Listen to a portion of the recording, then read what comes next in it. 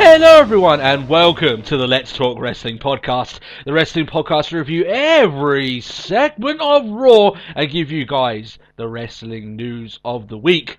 There is a name that does not belong in WWE Creative. It is my own, Turbo Tony. Yeah. And my friend, my confidant, my partner in crime on this podcast, I would like to state that it wasn't his fault, Matt Snitsky. Going to the bottom of the barrels here now. Well, no, you might be. I thought maybe you'd like the kicking babies thing. My fault. Yeah. Were you ever to blame about an aborted baby? Huh? I can't say I was. No. Okay. I don't feel responsible. If there was, you certainly don't feel like you were the one to blame. That's it. With all that, of course. Clearly, that was not my fault. It was. How are you doing this week? Yeah, not bad. Yeah. It's all up and up from now. All up and up. It makes it sound like you were down and down to begin with. Emotions, mate. Interesting week in professional wrestling. I think anyone can be said. Anyone that's caught the wrestling news and will know that we've got a few interesting things to talk about. And as that tends to happen, is that WrestleMania is on the horizon and things are starting to heat up a little bit. And obviously we're going to talk about a few things there. We had promised people a WWE Network review that is happening this week in place of the Fail of the Week segment. We also have the wrestling news fan feedback. We've got plenty of interesting questions, including the Buzz question, which I knew was going to get asked of us someday. And we also got our Raw review and our thoughts of what happened this week on Monday night. So plenty of stuff to talk about. And as always, if you do want to follow us on Twitter, it is @TalkWrestlePod. And we'd like to thank all of our fans before we begin for helping us get ever closer to 250 subscribers. It is going to happen very soon, and we're very appreciative of that. Is there anything else you'd like to cover before we start the wrestling audio? No, goodness? I can't think of anything else. No? And nothing to add today. Of course. Well, you're going to have plenty to add with all the talking points we have. That's for damn. Well, yeah, that's true. The news. And why not start with arguably the biggest news story of the week? And that is the news that Bill DeMott has resigned from his position as the head of NXT, training, developmental talent.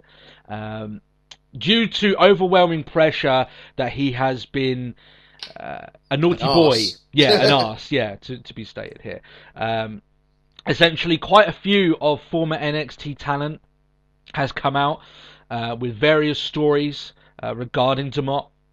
And if you're asking us who the hell is Bill DeMott, and I imagine some of you don't know who he is if you don't follow things as closely as myself and Matt does.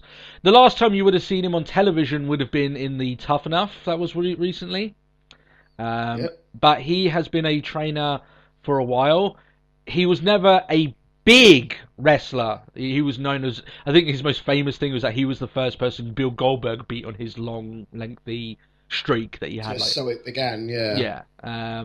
So that's his claim to fame, if there was some. But he was never a guy who got big in the industry himself. That's the way things are. Not that you needed to be a trainer, but that's the way it is. And this is a delicate news story because I feel like myself and Matt, when we were training to wrestle, we were trained in the same. Not obviously, there's some things that DeMott has done wrong, and we'll obviously go into that. But the very strong sink or swim mentality of training is the majority of the way that people were trained. Let's say 10 years ago and prior to that, and obviously some of it now, but it's starting to phase out. It basically, you need to know how to take a hit to be able to sell a hit. That was sort of their philosophy along the lines. I got concussed when I was training. I didn't receive people slapping me or anything along those lines afterwards because they weren't good human beings, you know what I mean? But what I'm trying to state here is that obviously, it was extremely physical to prepare you for what is an extremely physical industry. Yeah. So I don't have an issue with DeMott trying to be maybe even aggressive, trying to get over his means. But you have to be an aggressive to a point. You cannot be aggressive to the point that he obviously was. Oh yeah, he was like, let's go for the reports. It was just the fact he was almost just borderline abusive. Yes, some of the stuff he was coming out with is definitely against the WWE ethos, as much as we've blasted them for not really being pro-gay after the whole Darren Young thing. But it's the way they want to be perceived. When he's making racial and gay slurs, he's calling some of his talent paedophiles. He's laughing and making jokes at the fact that one of them forged an actual complaint to management about him, and obviously apparently that turned into a whole ugly fiasco. So it is an ugly state of affairs, and as we have heard of now, that DeMott has resigned from his position, and he's stating that he's doing so to save to spare the company from bad press, and he's still innocent. Innocent people do not resign from their position. Yeah, innocents don't hide. Yeah, innocence. If I were here in his position and let's say nothing like this had happened, I would want to defend myself in the most aggressive way possible. I know these statements are absolutely true. There's no reason why I should resign because they aren't true. If you resign, it's more than likely because the higher ups have said, look, you're making the company look bad. You need to resign or we'll fire you. Yeah, that's the bottom line.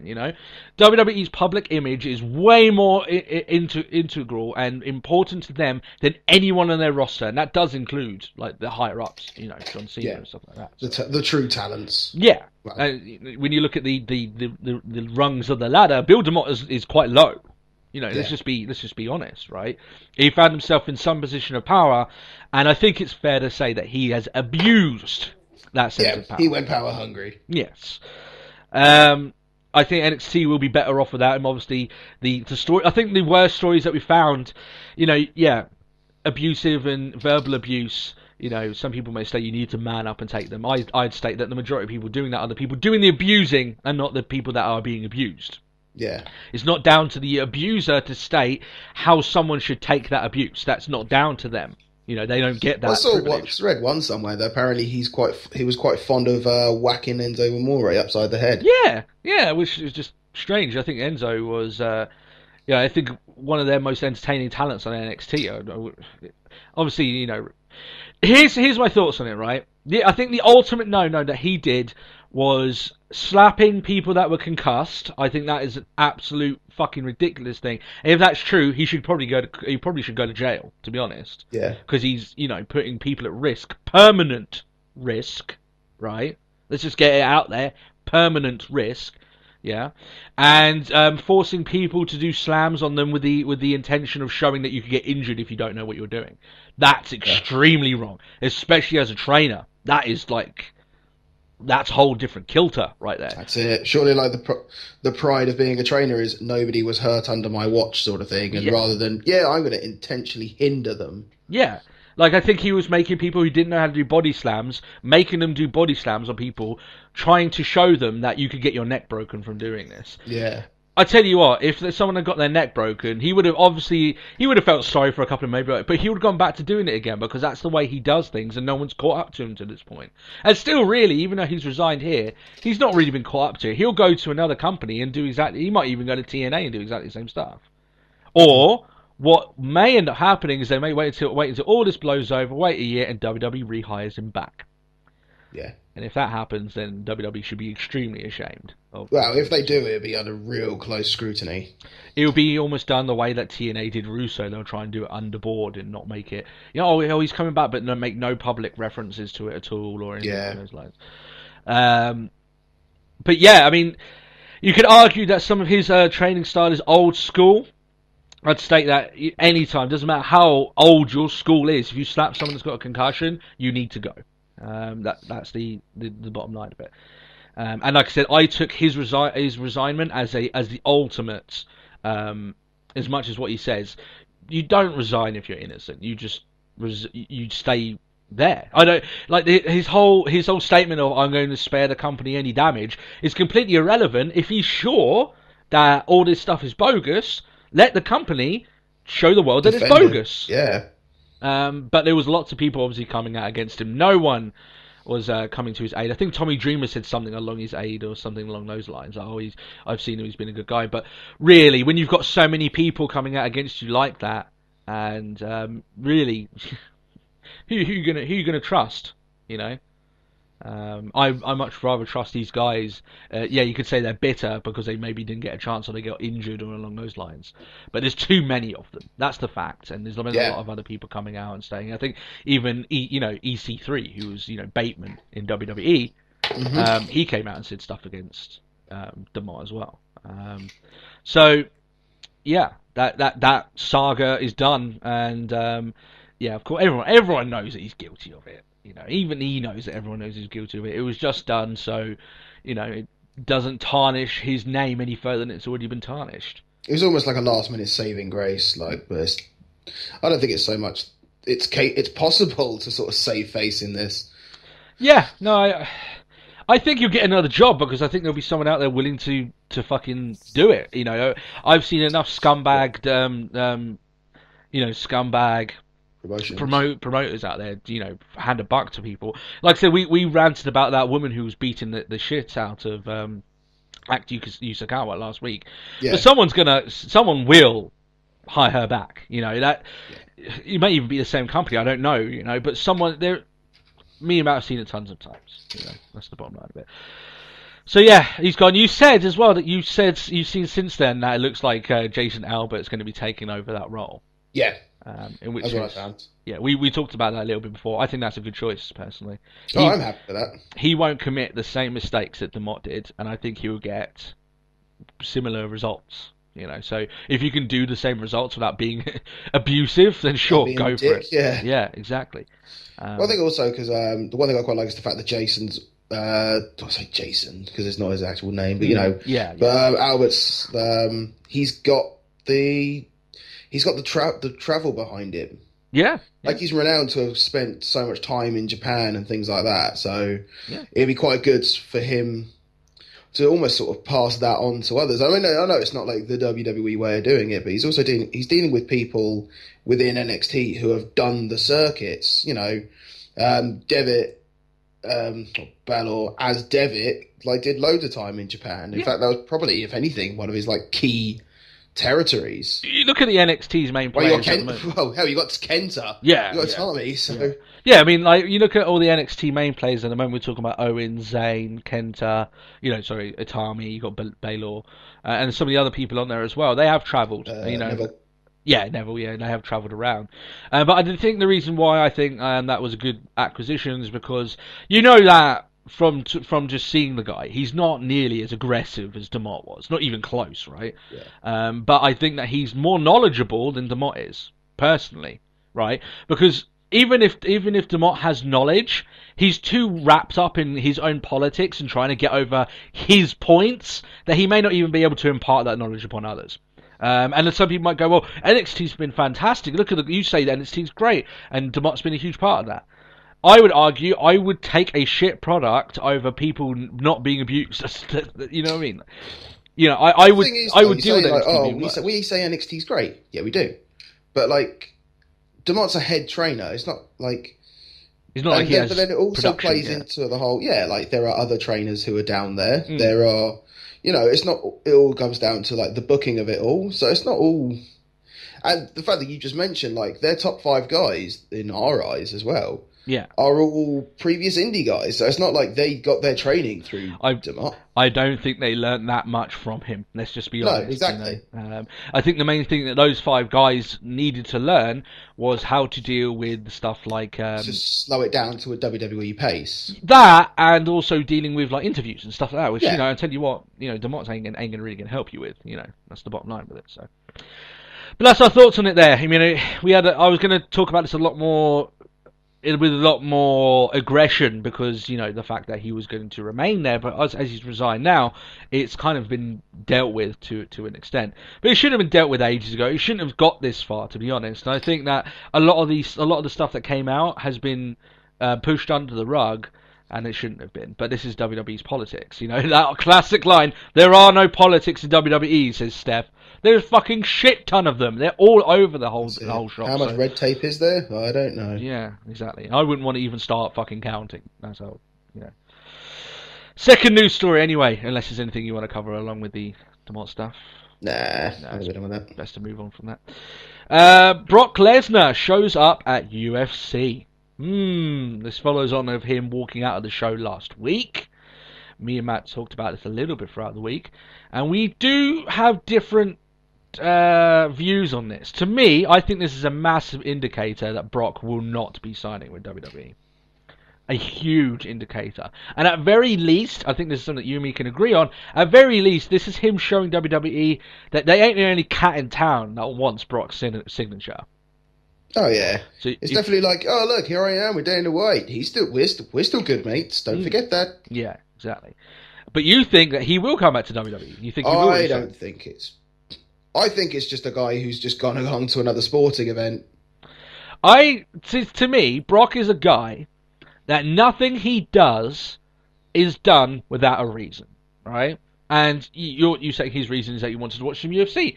I would argue he could have done that very easily at home. The reason he made a public appearance is to, like I said, at very least, get WWE worried and maybe get a few extra numbers on his check, or advise, if WWE aren't willing to pay that, because there may be a point, and some people don't seem to think of this, but there may be a point where WWE can't see the monetary value in such an increased price of re-signing Lesnar. That actually re-signing Lesnar for that amount of money just isn't worth it to them. There's only so much you can get out of the guy, even though you do get a lot. His stock may rise beyond their profit margin. So he makes an appearance at UFC, maybe gets people talking about him there. If WWE cannot pay that check, I guarantee you that Dana White will at very least give him a pay-per-view fight. Yeah. And he'll get a fucking shit ton of cash that way, The very fact, I think Lesnar will get more pay-per-view buys than Punk, because, we know Lesnar can have a good fight. We know we've already seen it. Well, Punk, he's been their champion. Yeah, Punk, we could see him get shown up, and like I said, the general consensus is that he's going to get put up against a nobody, and I don't think anyone really wants to see that, really. Well, they do it out of curiosity, just to see Punk in a UFC octagon, but with Brock, you'll see a fight. You'll get what you pay for. So that's the bottom line of it there. But I firmly believe this is him stating here, well, no, I'm kind of done with you guys, and I'm going to be moving on to greener pastures with his unfinished business, because he always stated there that his was it diverticulitis or something like he had wrong with him, was the main reason why he was never able to truly dominate UFC in the way that he wanted to. Well, now he's got no excuses, so now he can go to UFC, try and do his thing. I don't think he's as good of a fighter as he thinks he is himself, but still, that's the way it is. Be interesting though. So we're going to find out the answer to this question in just around a month. So it's not exactly that long away until we figure out exactly what Lesnar's going to do. That's it. It makes for a good, interesting conversation for us anyway.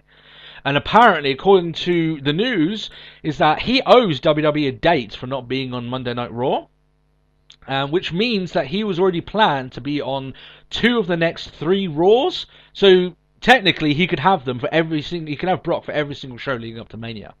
But whether or not that will happen or not, I'm not sure.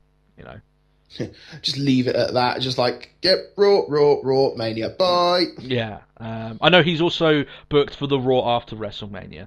But Brock can, almost like Punk, he knows his worth. And he can put them to ransom far more than CM Punk ever could. So, that's the bottom line of it. These Paul Heyman guys are a fucking headache for WWE, aren't they? Jesus Christ. Right, we go to our fan feedback. Plenty of questions this week. A lot of them to do with the Hall of Fame ceremony and who do we think are going to get inducted and certain people. We are going to answer all the questions this week, and like I said, there are quite a few regarding the Hall of Fame, including the buzzer question, which I realised that was going to come eventually. There's one thing before we get started, especially on the Hall of Fame talk. I kind of should apologise, but I know we're going to come across it later. When I was just like, nah, we won't see Medusa. Yeah, well, I said that. I said that it might end up happening. I think it's quite funny that her big selling point, and the one thing I remember her for, is literally dumping the title in the bin. That's winning the belt. Personally, and this may be a little bit before my time in terms of her run just before WCW, I can't even remember her matches before that. So really, that's the main thing I can remember from her as well. That title was tiny as well back then.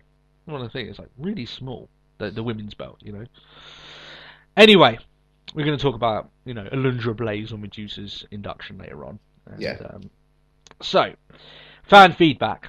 Thomas Miller tells us that we understood his question last week regarding the WrestleMania logo and the numerals and stuff. He's actually talking about the play sign replacing the numerals because there's no numerals or numbers on the logo this year, and he says if that's kind of an indication of where things are going now. Obviously, that's a reference to the network. I call it the network WrestleMania logo. That's pretty much what I mean, would you agree with that? I mean, the whole play sign has to be a reference to the network, has to. Yeah. That's what they're trying to I think on the actual event we'll see a number, but I don't. I think you're going to see it as is. Yeah, well, I mean, I don't think it really makes a great deal of difference, considering it's like all now it's like, and I've earned myself a match at WrestleMania, not at WrestleMania 31. Yeah. Like well, the thing is, like, you don't have this is SummerSlam 27, and it's like I think it's just SummerSlam. The reason why I think that this, we're coming back to this, is because I think the answer is actually particularly the same. I think that in terms of marketing the event, calling it WrestleMania 31, I don't think they like the way that sounds, so they're just not going to call it that. They will call it WrestleMania 31 for the books, but they're not stating, at WrestleMania 31. They still are stating 31. But I think the way that they want to do it is because the way I look at it is that 31 is like, oh, okay, it's off. When you call it WrestleMania 31, you're stating it's just after WrestleMania 30, which is the big anniversary event. It's huge and everything. It's coming off the back burner of that still. But they want to make it seem as if it's still WrestleMania, and it is. But I think it just all goes down to image. Maybe they don't like the way it sounds, maybe they don't like the way it looks, so they just changed it to go along this way. It's all down to what WWE perceives to be a sexy outlook for their thing. I think next year, I don't think that they're dishing, or nixing the idea of having, the numerals and everything afterwards. I think it's just this year that they're doing it, personally. And I may be wrong, but I think one of the cool things about WrestleMania is that they do have the number after it, and it kind of shows how long and how prestigious that event is. So they treat it like their Super Bowl, don't they? Yeah. And that's how you do. It's not just like the Super Bowl; it's Super Bowl number 77 or whatever. Yeah. So yeah, that's the thoughts on that. It's Frampton asks if Eric Bischoff would ever go into the Hall of Fame. I would say yeah, pretty much. I think he's pretty much a lock-in to go in eventually. There's a lot of people in there that we get a lot of questions this week. Oh, do we think we go in? And what, two of them are a bit awkward. This is the more clean-cut one. Yeah, the fact is that I know that he kind of, fucked things up eventually with WCW, but he came back to WWE, did a lot of work with them. He still is the mastermind behind one of the hottest periods in professional wrestling. Yep. There's no getting around that. His formation of the NWO and all the things he did really to punch WWE into the corner were masterstrokes. It was only then once he played all the plays in his playbook that things really started to mess up for Eric Bischoff, and he just kept playing the NWO play over and over again, and we all know where it goes. Sort of started running a bit thin on the idea front. Yeah, I know he went to TNA and stuff, but I mean, so does a lot of people, and they still get inducted. I think he hasn't done anything like too morally reprehensible, so yeah, I think he's good to go in eventually. It's just you have to be flavour of the year. You have to be basically in Vince's mindset when he's thinking of you for that year, and I'm sure he'll go in sometime down the line because he was an on-air personality. If he was only strictly a guy behind the scenes, there was no way, even as influential as he might have been, he wouldn't have been inducted because you have to be. Like we'll never see like a producer go in. No, never see that, which I think is wrong. I think you should. I think even Ultimate Warrior said that last year. He said that there should be a wing made for the lighting guys, the merch guys that have been there for years and years and years and years with the company. Even the fucking, the timekeeper who got fired recently. He should have been inducted, really. Well, yeah. To, the WWE. Was it like 18 years with the business? Yeah. Like, there's some people there that deserve that recognition, but WWE doesn't give them any ratings to do so, so they just won't do it, and that's the bottom line. That's it. Like, you don't actively earn us money, sort of thing. If that makes. Well, they do, because they book it and they've to the level that we expect to see it. But you get what I'm saying. Yeah, like, you're not the face in the ring. The fact is that, like, when you induct like a talent that people know, that to them is getting more eyes to watch WrestleMania. If you induct someone who's done all the great work for your company, but no one really knows who they are, it doesn't do anything for WWE, so they're not going to do it. Everything that WWE does is to do something for them. Even their charity work, which I think is fantastic that they do it for goodwill. And the reason I don't blast them for that is because everyone does that, right? Yeah. It's only the average Joe who puts money aside each month and doesn't tell everyone, oh, I'm giving money to charity. The people that do it strictly for just doing it in generosity. For the publicity. It's like, look at my company image. Yeah, exactly. Like, there's a reason WWE shows all the goodwill and stuff they're doing is because it makes them look like a better company. The whole corporate America, the whole fucking world does it. So I'm not going to blame them for doing it, like single them out for doing it, because everyone does it. And it's not so much, it's since 2000, people were doing it back in the 90s, 70s, 80s, Public perception is a very powerful thing. So, and if public perception perceives that you should go into the Hall of Fame, then as long as WWE can make something from that, they'll put you in. That's the bottom line. That's it. Kane St. Dennis asks if Owen Hart will be inducted into the Hall of Fame. Now, this one is a bit more tricky. Because while he should be, let's just say he should be, Yeah.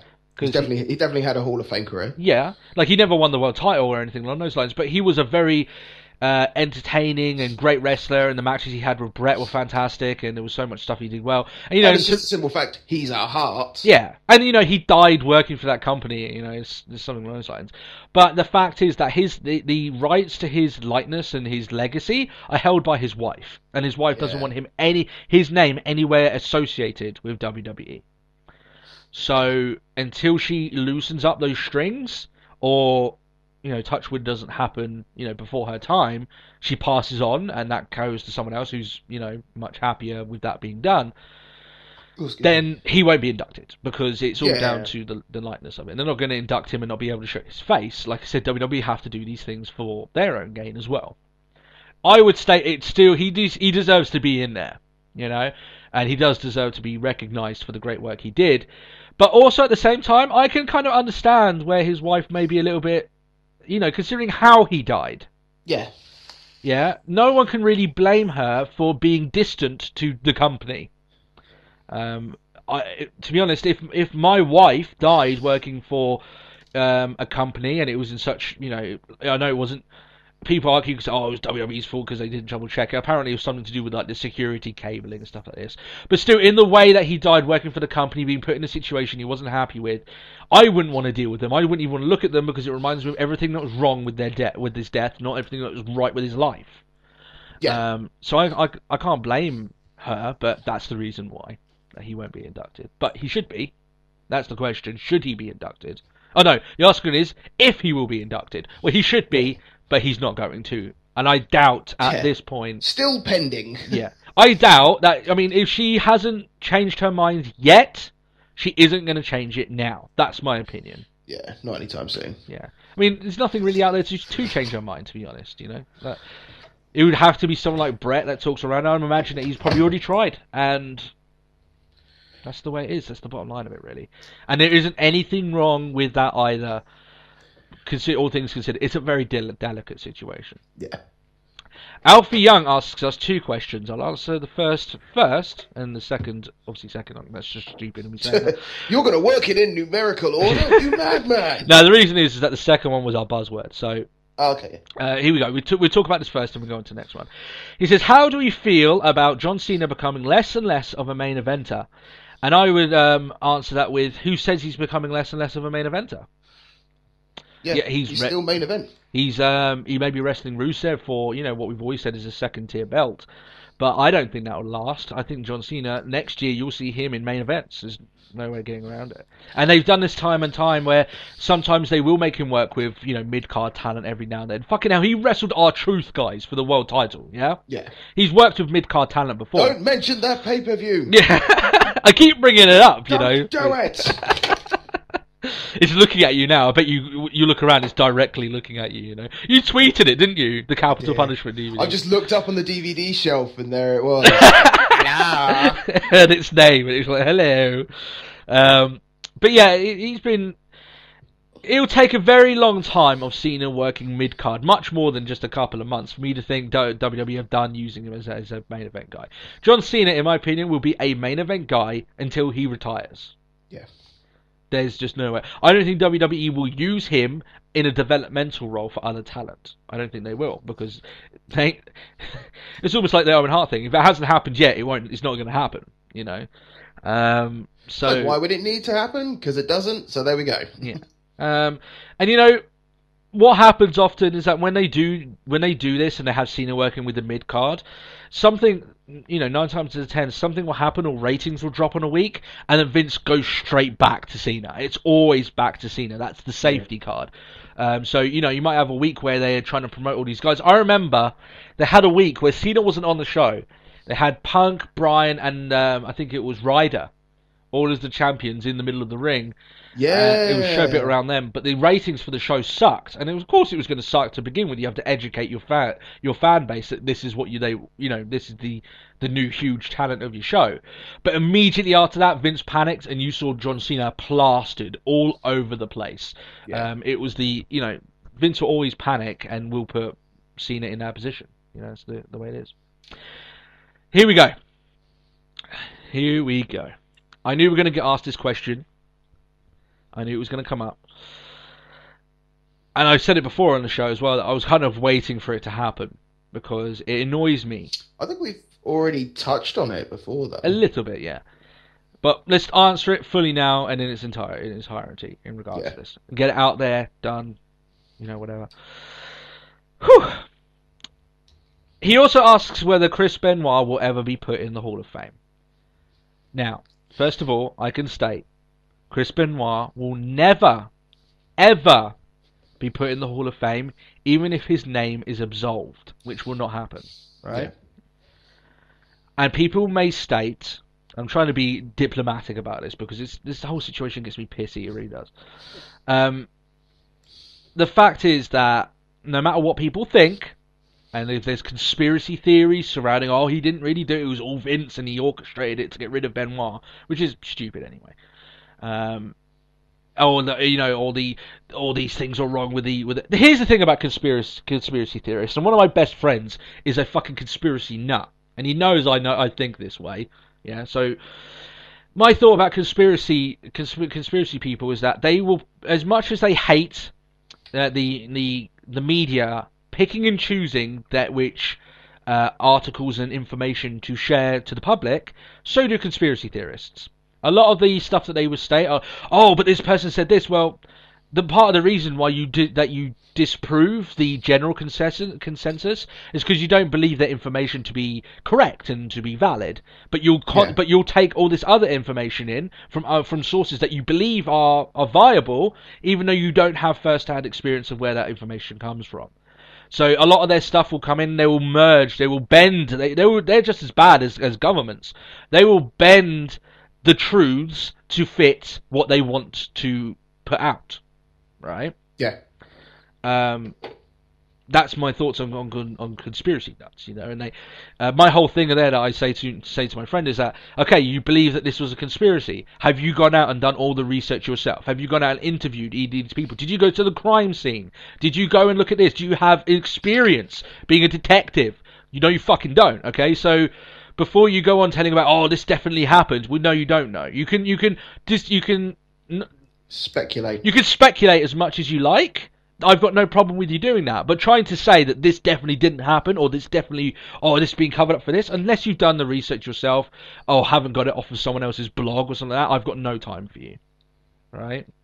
Because that's one. Like I saw one recently. Like this is going completely off topic, but then you on about the conspiracy. Yeah, thing. yeah. And it was like the Malaysian flight that went missing. Years back. It was just like, oh yeah, don't ask how I got this video footage, but watch in the background, and it's like, it's a jet fighter. With no discernible markings as to what country or nation, or thing like that. And then in the background, you see a plane going down. It's just like, yeah, and that was it. Your government shut it down. It's like, where's the proof? You can't even see that what plane that was. A plane got shot down. And even in video footage can be altered, right? Yeah.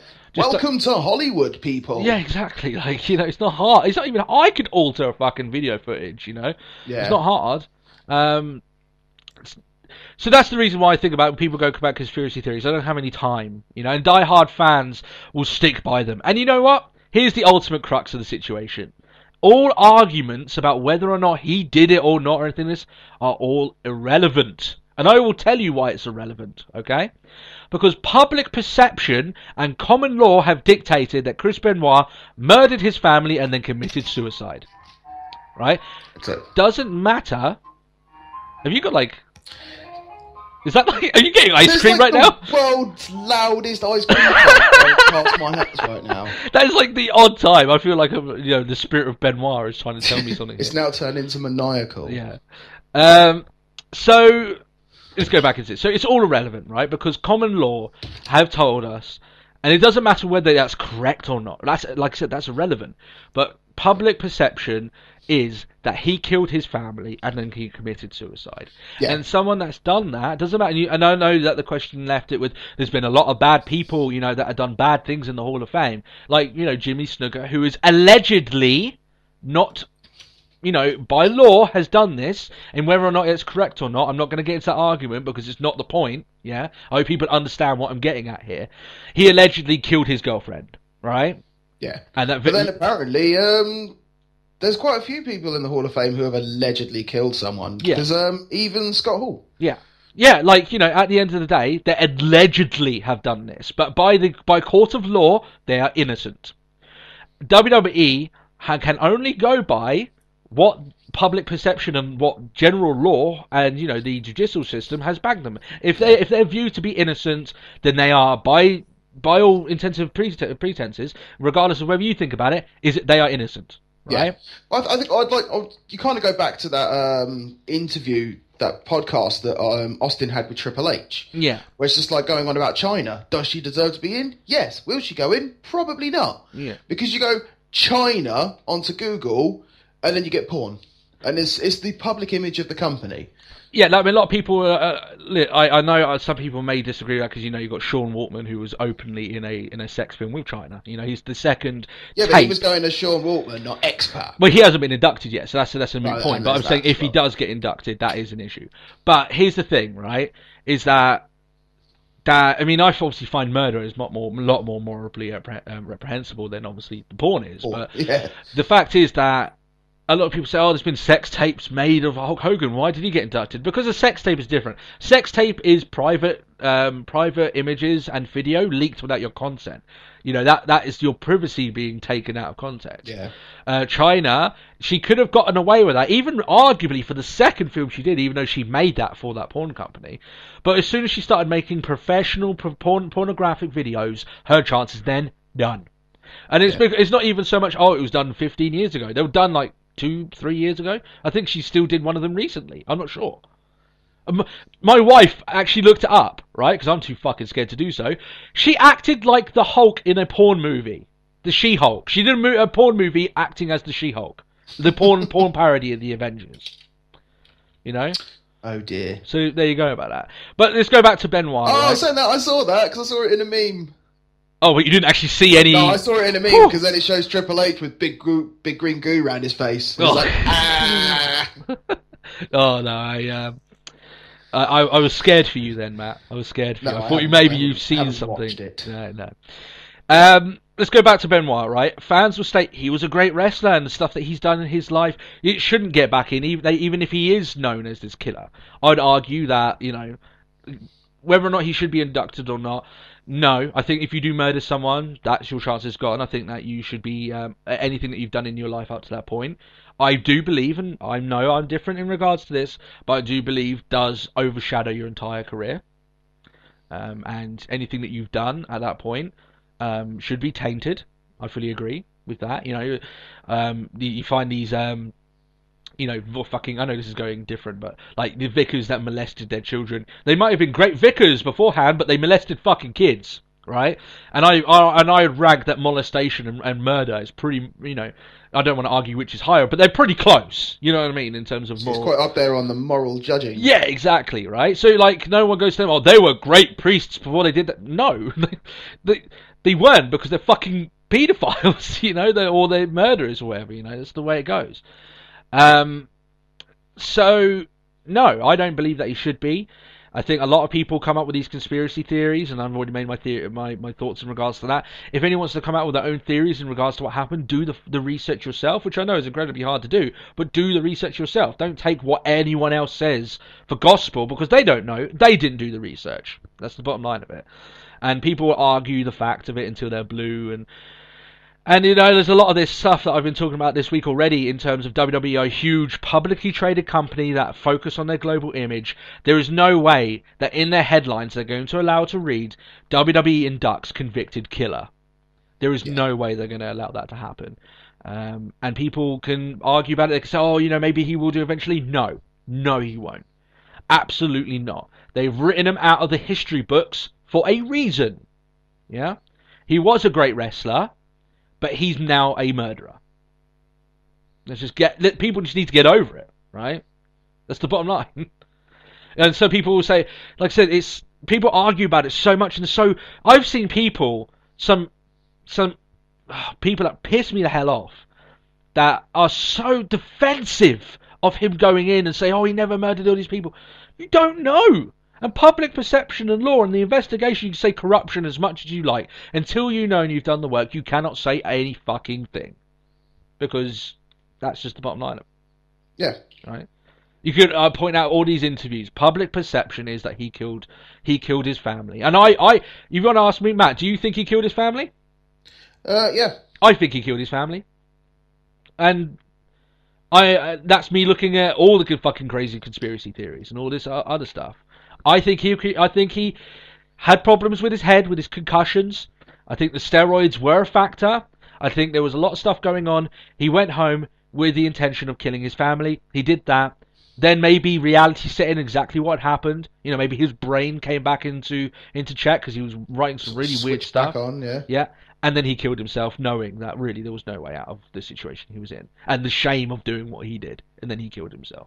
And it's a very ugly situation, and I feel like it needs to get brought up and addressed, because just so many people come out with some of this stuff, and I'm banging my head against the wall. No, he will never be inducted, ever. Do you think he'll be inducted? No.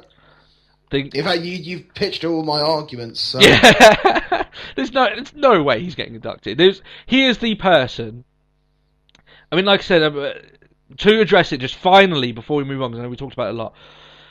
The whole question of, but there's been people that have done bad stuff gone into the Hall of Fame. They've allegedly done bad stuff. And whether or not it's public knowledge, whether he's actually done it or not, by the court of law, he hasn't done it. Or these people haven't done it. And until that changes, WWE won't change their stance on it. So, yeah, that's the way it is. Moving on, because like I said, we had loads of questions this week. Daniel Massey, I think is our first question from him. So, I noticed that I'm just going by quote here. He says, I noticed that you ripped into Booker T a lot in this episode. That's the last episode. Which is understandable, seeing as he can be very irritating. But for me, he is the best commentator on Raw since he's come back. Mainly because he consistently talks about the matches and tries to sell the story involving the two competitors. Unlike JBL, who just attempts to bury talent or display how much of a sports guy he is. How would you guys replace these two in the near future? I myself would take any of the NXT guys, Graves, Alba, etc., or The Miz. The Miz was a breath of fresh air a few years back on Raw. In my opinion, he was better than Punk was. So I'm guessing his question, we'll reference all the stuff that he said there. What's your thoughts on the commentators? Would you better than Punk on commentary? I was waiting for that.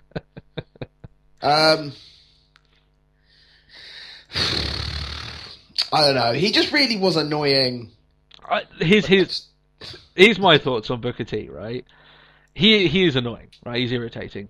I don't think he's as bad as Lawler. In fact, I would take him over Lawler. That's my opinion. The problem is with Booker T is that his mouth is 2 seconds ahead of his brain.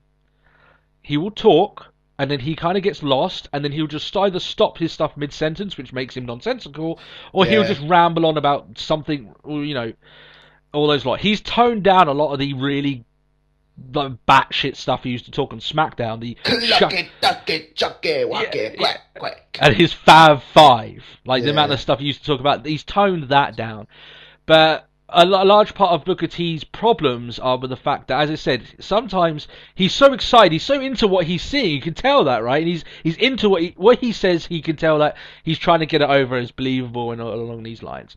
But the problem is he is just a little bit too... I do that myself. I'm not going to be saying, like, a lot of the... You go back and you listen to some of the early episodes of myself doing podcasting. I still do it now. Sometimes I talk a couple of seconds ahead of where my brain is. And then my brain needs to catch up. Like, oh, what the fuck do I say next, you know? It happens, right? I mean, I'm not blasting, you know... I'm not saying that it's something, oh, Booker T's completely this person, oh my god, he does this. Right? It's a common thing when people commentate. Sometimes you go too fast. Yeah. You know? That you're for your brain, and it's not you being dumb. I'm not trying to get it over like that, but his voice is a couple of seconds ahead of his head.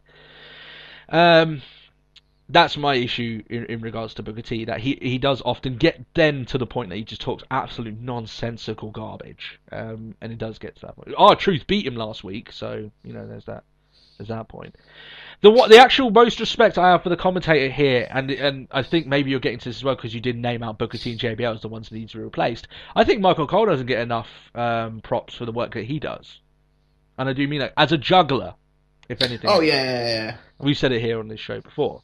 The amount of stuff that he needs to juggle. He's got hundreds of tasks. He's got Vince McMahon barking orders at him in his earpiece. He's got JBL coming out all this crap on his right. He's trying to make sense of whatever Booker T's saying to his left. Yeah, or even with Lawler as well. So trying to make sense of Lawler. It's just like, what are you trying to say? Yeah. I want to have sex with her! Because I'm a crazy old man. It's just, that you're reading between the lines there, but I think that's pretty much, you know, the gist of what that's the long and short of it. Yeah, exactly. Yeah.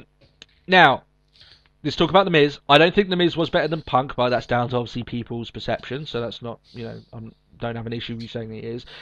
I don't think Miz was bad, but I think Miz's deal would get boring pretty quickly. I think if you had a couple of months of him being on commentary, you'd probably be sick of him at that point. Well, it kind of says a lot about it, though, because I don't remember Miz on commentary. He's been out a few times to do commentary, you know. Not recently. Not recently, mind you. No, I know, but I don't remember it. He's good in that role. He's good. I think he would be a good commentator, right, for an actual show here or there, because I think he's got some wit to him. I think he'd be better than a majority of the roster. So I do agree with Alex Riley. Yeah, he's far better than Alex. Well, no, but I don't know. Well, we don't have Alex Riley on commentating. Well, I didn't even mean to say Alex Riley. I was actually thinking of Daniel Bryan last week. No. No. What's his fucking? He's gone now. He's doing Lucha Underground. Striker. Matt Striker. Yeah. No, I think Miz will probably be better than Striker. And even though Striker's good, I think Striker in WWE was a bad mix. I think his work afterwards has been good. Striker. I watched him during that Wrestle Kingdom 9 event. I thought he was great. I thought he was very good alongside JR. Very knowledgeable. To be fair, JR's going to make your shit look shiny. Yeah, he does, to be honest, yeah. But, you know what? Here's the crux of it, right? Here's the bottom line. To be honest with everyone here, we do blast the commentators a lot, and they do deserve to, right? And I'll get into the reason why. But commentating over a 3-hour show must be an ordeal to even start with, right? 3 hours is a fucking long show. To just try and stay fresh and on point throughout all those 3 hours, it's a hard task. Let's just be honest about it. You know, trying to stay both factual and precise, entertaining as well, which you have to do over that period of time. It's a fucking hard job. And I've said before, 3 hours makes this show worse in ways people don't understand.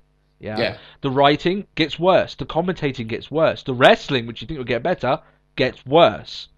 You know, because there's less focus on them and because it's oversaturating your market. because half the matches they can do, we've already seen. That's the issue with it there, right? Less is more in this sense, Going back to 2 hours would be infinitely better for WWE in so many fronts. But I would state that the commentary team on Raw, right? I can't speak for SmackDown because I don't watch SmackDown that much, but still, let's just be honest. On Raw is the flagship wrestling show, not of WWE, but for the world. It is the most watched wrestling show on the planet on a weekly basis. You would think that the quality of commentary would be higher than what it is. Let's just be honest, considering of what we've had before. We've had, Monsoon and Heenan, fantastic. They were arguably better, because it's very hard to gauge them because it's two different eras, better than JR and Lawler in their time. And JR and Lawler were very, very good. JR and Lawler were the perfect announcers for the time that they were in. JR and Vince. Yeah, I think Vince was actually a lot better than people give props to as well. But the thing is that they are the commentary team on the most watched wrestling show on a weekly basis. They should be able to handle what they have. That's my argument with it, Yeah. So yeah, I do understand it's hard, but you should be the top of your field. You should be the best in that role. They're not. Let's just be honest with it. Some of them are not even close. JBL has regressed in his work astronomically since he started. When he first came in, me and Matt were very hot on it. We were like, fucking hell, man, he's actually doing some good work. He regressed very quickly and got... Yeah, like we were happy to see JBL turn up. But... We did an episode before we did the reboot of this show stating that we wanted JBL to be on the commentary team, that he would be able to do good work. Now it's like he's regressed so far.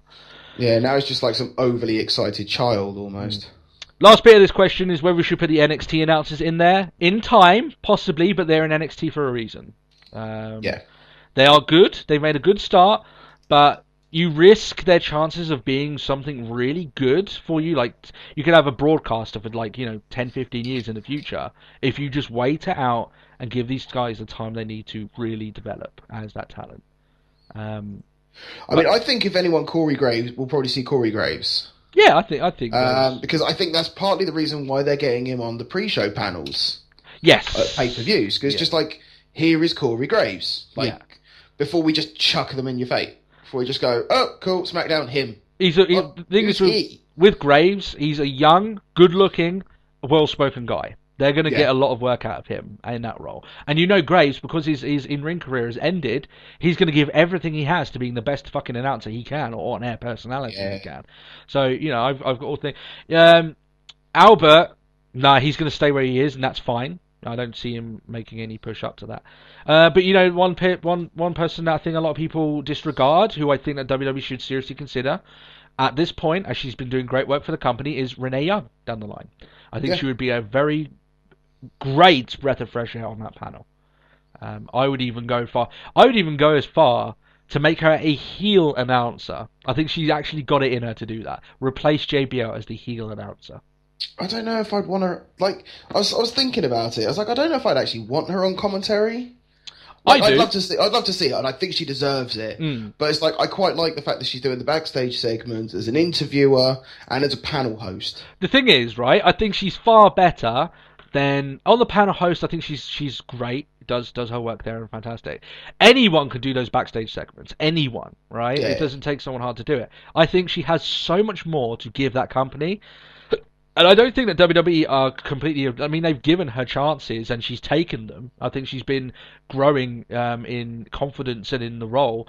But when she's taking tips from fucking Paul Heyman each week, which we've heard that she's been doing, no wonder you're getting better. Let's just be staying there. Fucking hell, Paul Heyman's promo this week. We'll get into that. Woo! Talk about humdingers, shall we? But yeah, I think that you shouldn't overlook Renee Young as being... not only breaking, we're not talking about her breaking ground for her gender, the first female announcer for that company, but she shouldn't be in there because she's a woman. She's already broken ground, to be fair. Yeah, she's already broken ground. But what I'm saying, she shouldn't be in there because she's a woman. I think she's better than to be thought of that way. I think she's good enough to be there Yeah, and I'm all for her having the time on SmackDown and stuff to build it up and everything, slowly build her up.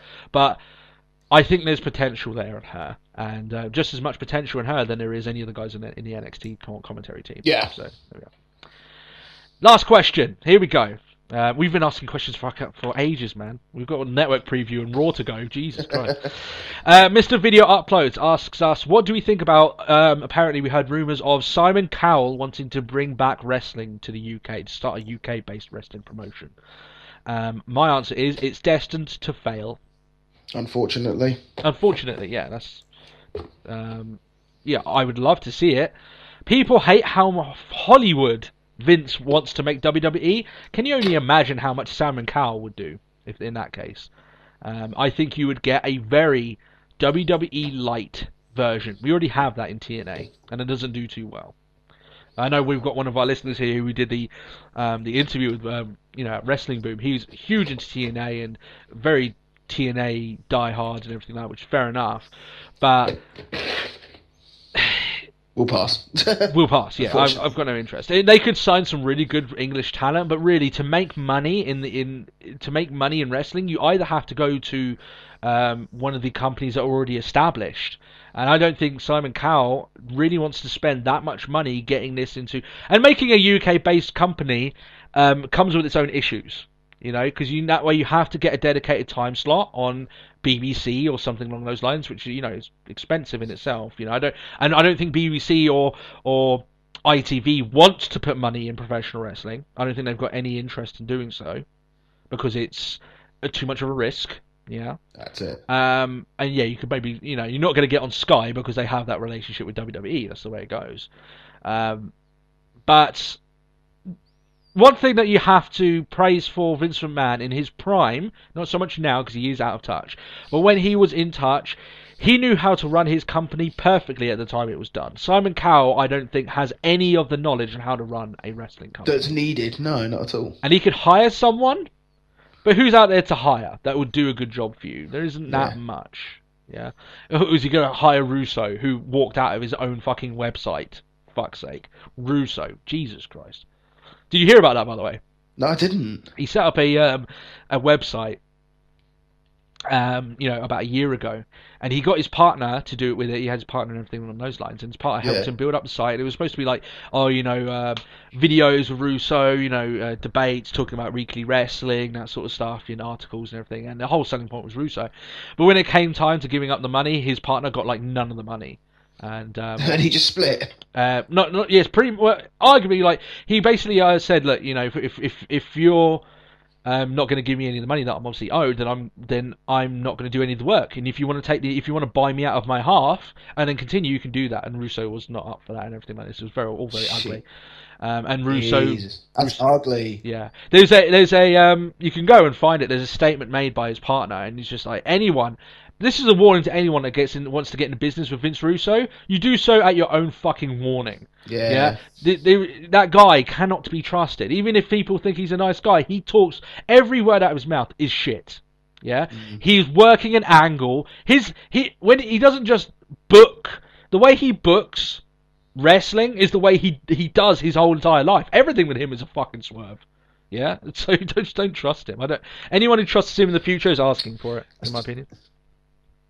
Yeah, they're seeking out trouble. Yeah. So all these people that paid like VIP subscriptions to the site, which I don't know why they would anyway, but to your own discretion. They got burned.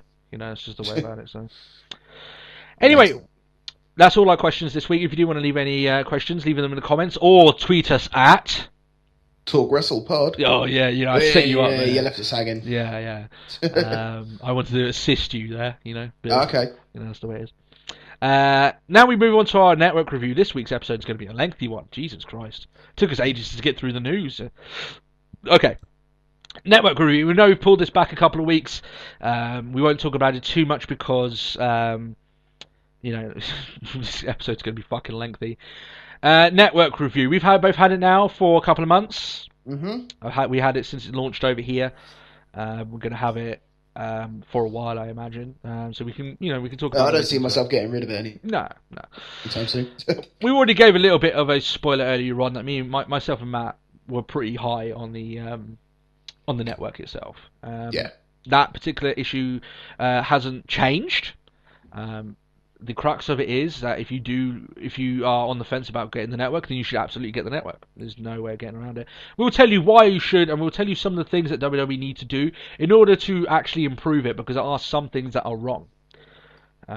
So, first of all, I have to admit, as much as I hate to, that we've been stating that you'll be well worth the wait. It was worth the wait. It is very, very good, and I'm glad that they did it like this, because I did not want the Canada concept, which they did over there. I'm just glad I finally got it. Let's tell you what you actually get for the monthly price, right? Which, for us over here, it's $12.99. If you haven't already seen enough Raw to know what you get. Exactly, yeah. So what you get for it, as you probably have heard already, you get all the pay-per-views. You get all the pay-per-views alongside that, all the new ones as well. But the real two selling points are NXT. Yeah. Huge selling point. Every Thursday now for me, Thursday mornings is when I watch NXT, and it's some of the best mornings I have in my week, because it's fucking amazing, NXT. And if all the people that cancelled their network because of the Royal Rumble, I guarantee you the majority of them picked it back up for TakeOver Rival, because that all their specials and some of the best wrestling to see on a WWE stamp on it is NXT outright, and I would happily spend the money to see NXT. There's no doubt. Yeah. And you get the other selling point for me, and it's not exactly very well put. I never even heard them talk about it, but it's the fantastic back catalogue of excellently produced documentaries on the wrestlers and the talent that they have. Ladies and gentlemen, my name is Paul Heyman. Yeah. You Think You Know Me with Edge. The Best in the World documentary is on there. Tons of stuff Thy like that. Kingdom Come. Thy Kingdom Come, yeah, all this stuff. So you won't get the new ones, but I mean, really, are you arguing? All of these documentaries are excellently produced. All of them. Fantastic. And they're all very interesting. The Paul Heyman one is amazingly in-depth. It's a 2-hour documentary on him and his career and where he came up. And some of the early stuff in terms of all that is fantastic. Well, the things he had to do to get to where he is as well, Yeah. You've got the podcasts, the Stone Cold podcasts, which, we've only had 2, but the first one was very good. The Triple H one there is okay, but the Stone Cold podcast is something to be good. The back, I like. Let's have a look at the actual mechanics of the network. I like how the back catalogue, in terms of the wrestling content, has actually been combed through, and they've added bullet points throughout all the pay-per-views to when the matches start, when they finish, and big moments of that pay-per-view, like segments. So if you're trying to find something, you don't have to go through and clicking through until you find it. You go straight to where that happens, and you can see that straight away. Awesome idea. I got to faff around with it. Yeah, awesome idea. Honestly, whoever came up with that, good stuff, and it makes things traversing through pay-per-views for a particular moment you want to watch fantastic. Here are some down points, however, and just before I go into the down points, the network is well worth buying. All that content, and I didn't even go into some of the original content. You've got like the Slam City, which my kids loved watching, even though I thought it was garbage, but of course I'm supposed to. It's for kids. Yeah. You've got all the WCW Nitro back catalogue, so if you want to go watch all those, that's interesting as well. ECW. Yeah. The one thing I will say before we go into the negatives is that you will find yourself watching less and less of the vault stuff and the stuff that's been done, old pay-per-views, the more time that you have it. All right? Like, I don't watch the network now on a daily basis than I did when I first picked it up. But I still keep going and watching it, and I think that for $12.99, which I'm paying for it for a month, I think it's well worth it, considering I'm getting the pay-per-view for that month as well. Yeah. So here are some of the down points. Some of the things that that they really should work on in terms of the mechanics of it, and I don't know whether you noticed some of this as well. The browser, however, does not allow you to change the definition of the video, or even choose to wait until the video is in full HD. That's a problem. Anyone who's been watching YouTube videos knows that you can select the definition, the quality of the video, and then you can, at that point, choose to, if your internet can hack it. So you're watching on PC, aren't you? Yes. Yeah. Are you predominantly PC rather than Xbox? Yeah, I've got it on Xbox as well. Yeah. But I predominantly PC. I watch NXT each week on a PC. Yeah. Well, I'm actually predominantly Xbox and mobile. Okay, so I mean, I don't even know what the mobile one is like. So Yeah, it's alright. So yeah, you can't drop it. You know, so for instance, you can't do it two-folded. So often, what it will do is that sometimes this will happen when you're watching a show. Watching some of the content is that you may be watching it, and then suddenly, just out of nowhere, the video quality will go to shit. And there's no way to state to the browser, okay, I want to wait until it loads it up in HD quality. I don't want to watch my NXT each week in fucking 480p. I just got no intention of doing that. If I want to do that, I could watch the rips on YouTube. I want to watch it in its full quality. Yeah. And the only way to do it is by this is really poxy. The only way that I found to do it on PC is by refreshing the browser and then picking the moment that you were when the point where you were, which isn't good. That's a quality of life thing. It's not ideal, considering you should have that, and YouTube has that. So you should be able to have that. Some of the categories are not explained, or just simply off to me. The Beyond the Ring stuff, that's where all the documentaries are. I think that we've better named documentaries, personally, in regards to the stuff like that. There's also some stuff that's been put in odd places, and some stuff that isn't actively promoted. Like, I think that Beyond the Ring section should be promoted to high heaven. I think that's somewhere some of the best content of this is. Yeah. But it isn't. And I think that some of the issues as well with the live channel are that they rely way too much on showing extremely lengthy pay-per-views, which not really many people are going to watch, or just they do like fucking back-to-back Total Divas, way too much. The amount of times I've gone to the live channel and it's Total Divas is stupid. It should never be. See, I don't even use the live channel at all. I very rarely do. I think the few odd times that I've turned it on are times where they've had stuff like the Monday Night War on or something like that. And I'm like, okay, yeah, I'll leave that in the background when I'm doing something. But yeah, too often they will put on, they won't air some. I think they should use the live channel to showcase. Maybe at some of their more off-peak times, showcase some of their stuff that people, what they perceive to be really good stuff that people aren't watching that much. So maybe these documentaries that we're talking about, some of the Beyond the Ring sessions. Yeah, I definitely think they should be doing that. But I mean, I recently went back and watched the Batista one. To be fair, yeah. That's really good. I mean, all of them are great. I mean, the good thing about those documentaries is that we've already said WWE's video production side is phenomenal, fantastic, and they don't drop the ball here. It's just all good quality content. So they really should showcase that more. I think there's some really good content on there that they just don't showcase enough, and it goes under the radar.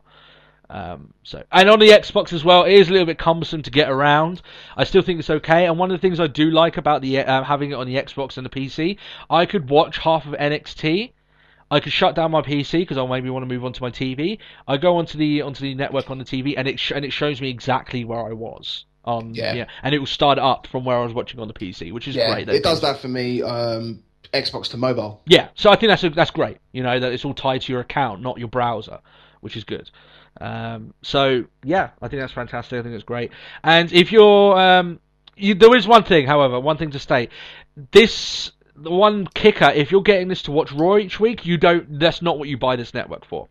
To watch Raw each week, you need to go through your ordinary means of doing it, because only 4 weeks or 31 days or like the full month or whatever after that Raw has been aired will it come out on the network, which by then no one really cares. That's it. That's the bottom line of it. So your ordinary Raw watching schedule will not change. If you're getting the network, it has to be for either the pay-per-views, NXT, or that great back catalogue.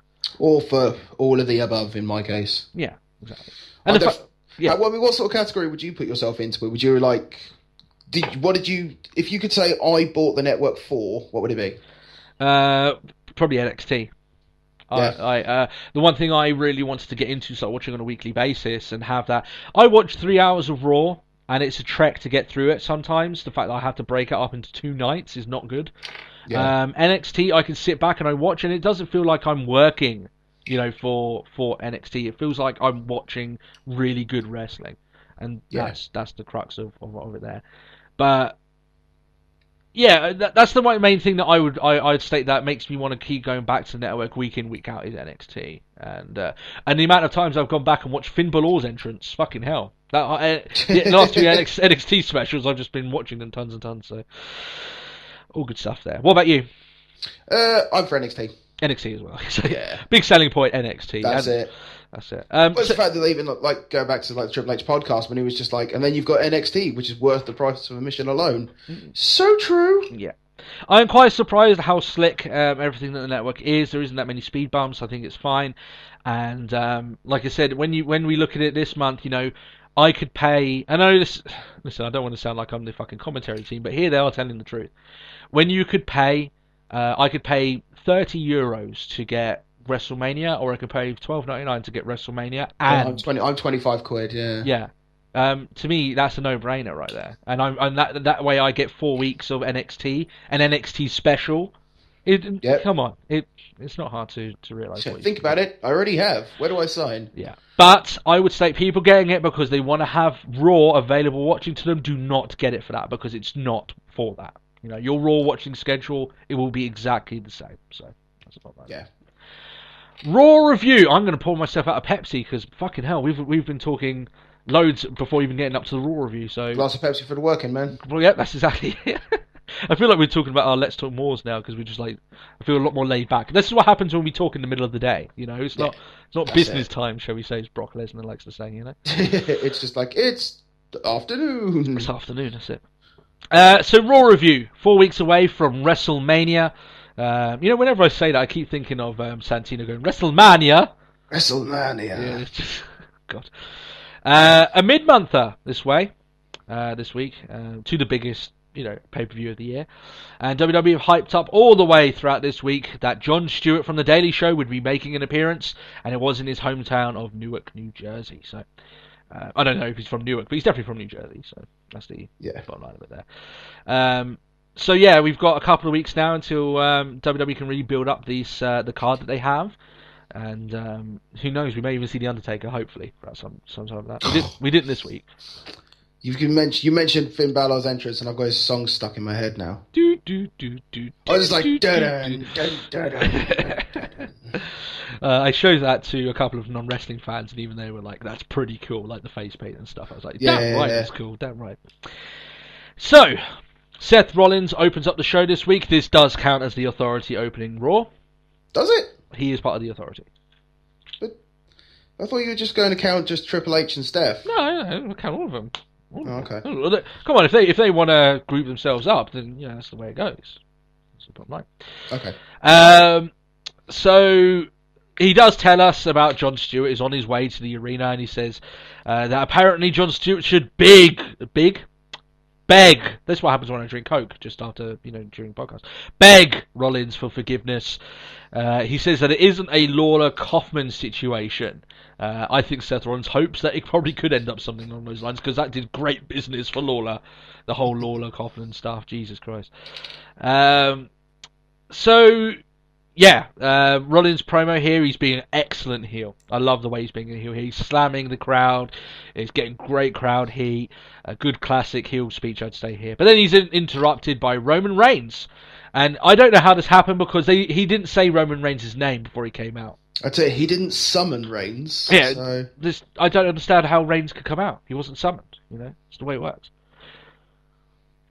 Still. So Rollins then says he's worth way more than Michael Jordan. He can out-talk Jon Stewart. He can out-rap Wiz Khalifa. He can even out-eat Mark Henry. But can he out-sweat Brock Lesnar? That's the real question. Cool. That's a tough one. Can he out-fart Natalya? Yeah?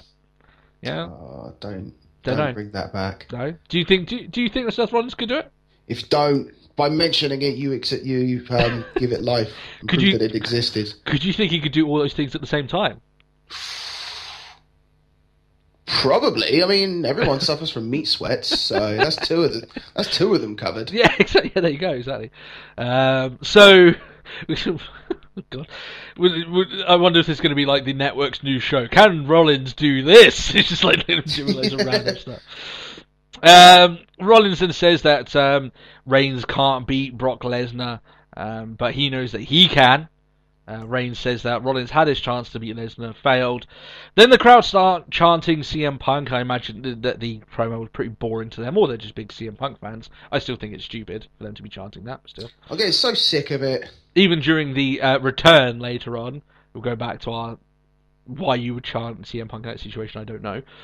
But still. So, in this promo, Reigns wasn't the arrogant dick, which we've enjoyed over the last 4 weeks. He was akin to more his Cena Reigns stuff here, I would state. Not painfully so, but it was noticeable. Yeah. It ends up in a brawl. Reigns clears the ring of J&J security to close out the segment. I don't know why Reigns decided to come down. It was a bit random. It just didn't really seem to have much of a reason about it, but... Yeah. Did it serve a purpose? No. Exactly. You remember how Vince says he needs a hook for the opening of the show? Well, in this segment there wasn't one. They did eventually come to it, but man, it wasn't here. It just seemed a bit directionless. It didn't serve a great purpose, to be fair. Yeah, it was just a bit random, to be honest. They cut to commercial, come back, and Rollins is backstage. He runs into Randy Orton, who tells him, wow, that was quite embarrassing. Out farting Natalia, of course. No, we're not saying that. He tells Rollins to go in to the Authority and demand a match with Roman Reigns later on in the show to show that he's the better man. So that's where they go with that. Ambrose against Bad News Barrett, the first match of the week. Truth was on commentary last week, and he was bad. He was on commentary this week. It was bad. Let's just get around to saying that. JBL tries to say to everyone that him and Truth are like Eminem and Dr. Dre. I disagree. Eminem and Dr. Dre have massive hit songs. Truth couldn't get anyone to sing to his second entrance song. There's quite a big difference there. Yeah. Fuck it. No one even knows the lyrics to his first entrance song, and he's had that for fucking years. Yeah, apart from the "What's Up" bit. But come on, what's any other lyrics involved in our Truth's first song? Every second goes by, my point is proved even further. Summon your favourite magician? I don't know. But that's the point I'm getting at there. So, do you think that him and Truth are like JBL and like Eminem and Dre? Yeah. No, of course not. There's talent there in vocals. Exactly. So they spend the start of this match, because apparently it's so interesting, talking about R-Truth being afraid of heights, but not spiders. Very interesting, to talk about. That just got painful. Yeah, they talk about it way too much, and some people may say, oh, they eventually kept cutting back to the action ring, but they would come back out pretty quickly. The thing is, do you not remember this actually being a topic once? Like, this was a constant thing for a while, that R-Truth were just like, and I'm afraid of heights, and not spiders. I know, it was just fucking stupid, wasn't it? But here's the thing, right? If the announce team act as if the more interesting thing is happening next to them and not in the ring, then how can they expect their fans to think otherwise? Yeah. The fact is that this is the part of the reason why people are sick and tired of WWE presenting matches in this fashion, because the real focus isn't on them. That's the problem. Yeah. Is. Truth then he then goes on to steal the Intercontinental Championship Looney Tunes style. Pretty much only then he gets overshadowed by Luke Harper, who then steals the belt back himself. Ambrose hits the Dirty Deeds, gets the non-title victory over Bad News Barrett. And, I'm hoping that Daniel Bryan doesn't win the fucking poisonous belt, because he's going to be involved in this. Yeah. Can you imagine Daniel Bryan win the IC belt? Man, the guy may as well just lose every single match from going on, non-title matches. I tell you what, right? If it hadn't have been Brock Lesnar who broke the Undertaker streak, here's how you break the Undertaker streak. You make him win the Intercontinental Championship match and make him defend it at WrestleMania. Not defend it, in a non-title match at WrestleMania. Yeah. He would lose like that. Done. And also do the most devastating move in wrestling history, the roll-up pin. There you go. Streak done.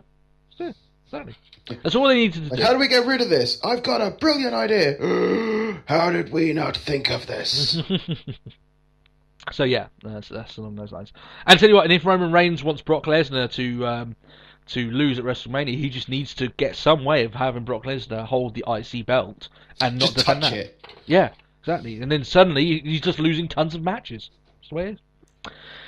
Backstage, the entire C-list roster, I say C-list roster because you barely saw them outside of this particular segment, like the primetime players, etc., are witnessing the Miz's new commercial that he stole from Mizdow on SmackDown.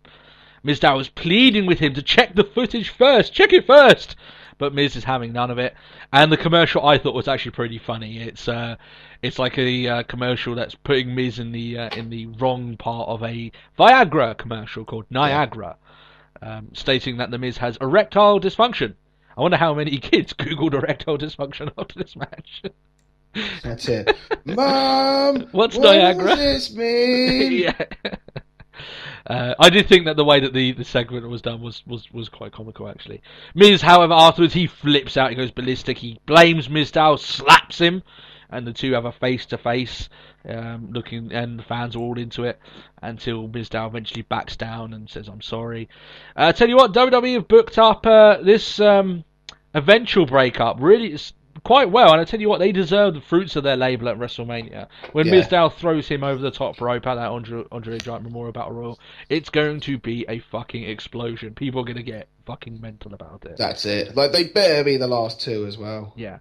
And like I said, sometimes WWE don't book themselves awkwardly, but here they've done it perfectly. They deserve all of the praise. You know, all the big epic moment for Mizdow, they deserve the way they've done this. And you can argue, well, you know, they never gave him a chance to begin with, and it was all Mizdow. Yeah, Mizdow did give himself the chance, but WWE haven't completely buried the guy since then. They've kept it, teasing it, you know, and they're going to give him that moment. So, at very least, it's going to happen, and they will get the fruits of their labour. Bray Wyatt comes out. He's got a wooden casket on the stage. Very cryptic. He wonders what is left of The Undertaker. Says he built the casket just for him, and he's pissed that The Undertaker hasn't appeared yet. I'm pissed as well, to be honest, Bray. I'm with you with that one. Yeah. He says that no one can hide from him, and just like the casket, Taker will burn at WrestleMania, and he burns the casket there and then.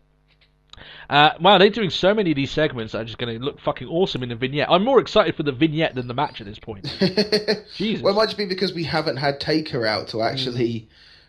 Like, I know they're like, oh, we might not get him until Mania, and I think that's kind of stupid. Yeah. No, I agree with you. We said that last week, so... And I think to get Taker back would just be the key to it all. Yes, the feud will gain much more traction if Taker is around to sell it as well.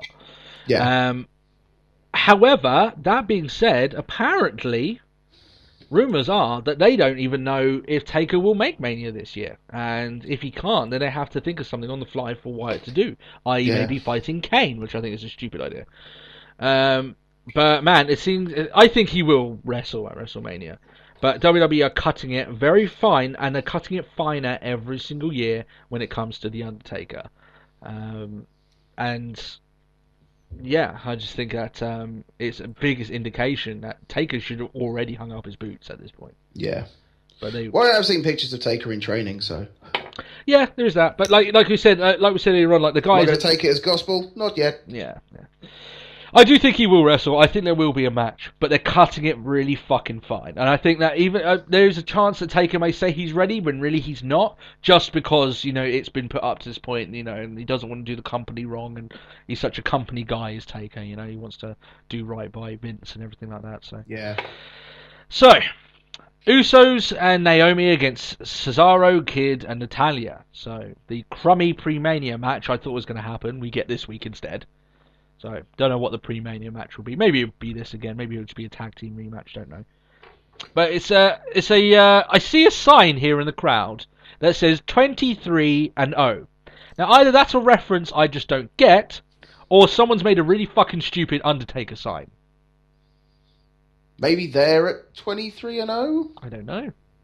The only thing I can think of it is that if Undertaker did beat Brock Lesnar, and then he goes on to beat Wyatt, then he would be 23-0. That's the reason I was thinking of it. I was like, but he lost. He didn't win. He's 21-1. Have you not heard Paul Heyman fucking say it all this time? That's it. That's the reason why Cesaro got buried. Exactly. So either it means something completely different and it's going over my head, but if it is an Undertaker reference, that's probably the most dumb one I've seen. So there we go. Quick match, this one, not really that good. Well, I think it was good for the action that we got. And this one I think is a bit odd, right? Because Tyson Kidd, Natalya has been injured in the middle of the match, but Tyson Kidd is staring down the barrel of a double super kick that will definitely cost him the match. And he does what I think is a great play by tagging in Natalya, right? So obviously the Usos have to get out of the ring. Yeah. Natalya's selling it like, why the fuck are you doing this? You know, you can tell that I'm injured, but like, come on, you can just tag straight back out. I didn't see that much of an issue. You could have just stalled the... Exactly, yeah. It's just to stall the kick. But she turns her back to the wrestlers in the ring, which you think as a veteran you wouldn't fucking do that anyway, and leaves her vulnerable to the most devastating finishing move in all of wrestling history, the roll-up pin. Damn straight. The pin. She didn't even need to be injured, right? Roll-up pin's done, you're out. You're done. Ding ding, on the end of the match. And then afterwards, they're on commentary. They can't seem to really understand whether who was in the right or not. You know, the heel, you know, goes on those lines. I'm with Tyson Kidd again. They keep doing this where they're trying to book it like Kidd is being, he's putting his wife in harm's way. I'm like, she's a competitor. You know, like he was doing like he was gonna lose if he got double super kicked, so he chose the way out. You know what I mean? Like, in a way of saving the match. Yeah, exactly. But then, like, you know, Kidd does the thing where he hugs her and then smiles, you know, and you know, that's like not knowing that he's not really into it. But there's fucking cats all over his gear. Yeah. Now maybe it's my view that women should be considered competitors, just like men. Means that this point isn't really getting over to me. But it seems to me like, oh, you're putting her in harm's way. No, he was going to lose the match, so he did the one thing that kept them in the match. I'm with Kidd, personally, you know. Yeah, that's it. Am I going to win this way? Yeah. It was Natalya's problem with having an issue with it, and then turning her back to the fucking competitors. To me, it makes her look like an idiot. But there we are. Not that I would ever say that to my wife, but still, you know, that's the way. I'll call her a fucking idiot. No, I wouldn't do that. I wouldn't have any balls left. Let's just be honest, okay? John Cena is out to address that he doesn't have a match at Oh, here we go. This segment. He spouts the usual Cena drivel, you know, I get back up and I'll keep fighting and you're never going to keep me down. Yeah, yeah. Sort of stuff, yeah. And you know, I've realised now that after years of watching these parts of his promos, I've like learned to completely tune them out and only listen to the stuff that's actually relevant, because there was a lot of stuff that was just irrelevant here, so... Yeah. He says that he'll deal with Rusev eventually, but he's going to enter into the Andre the Giant Memorial Battle Royal.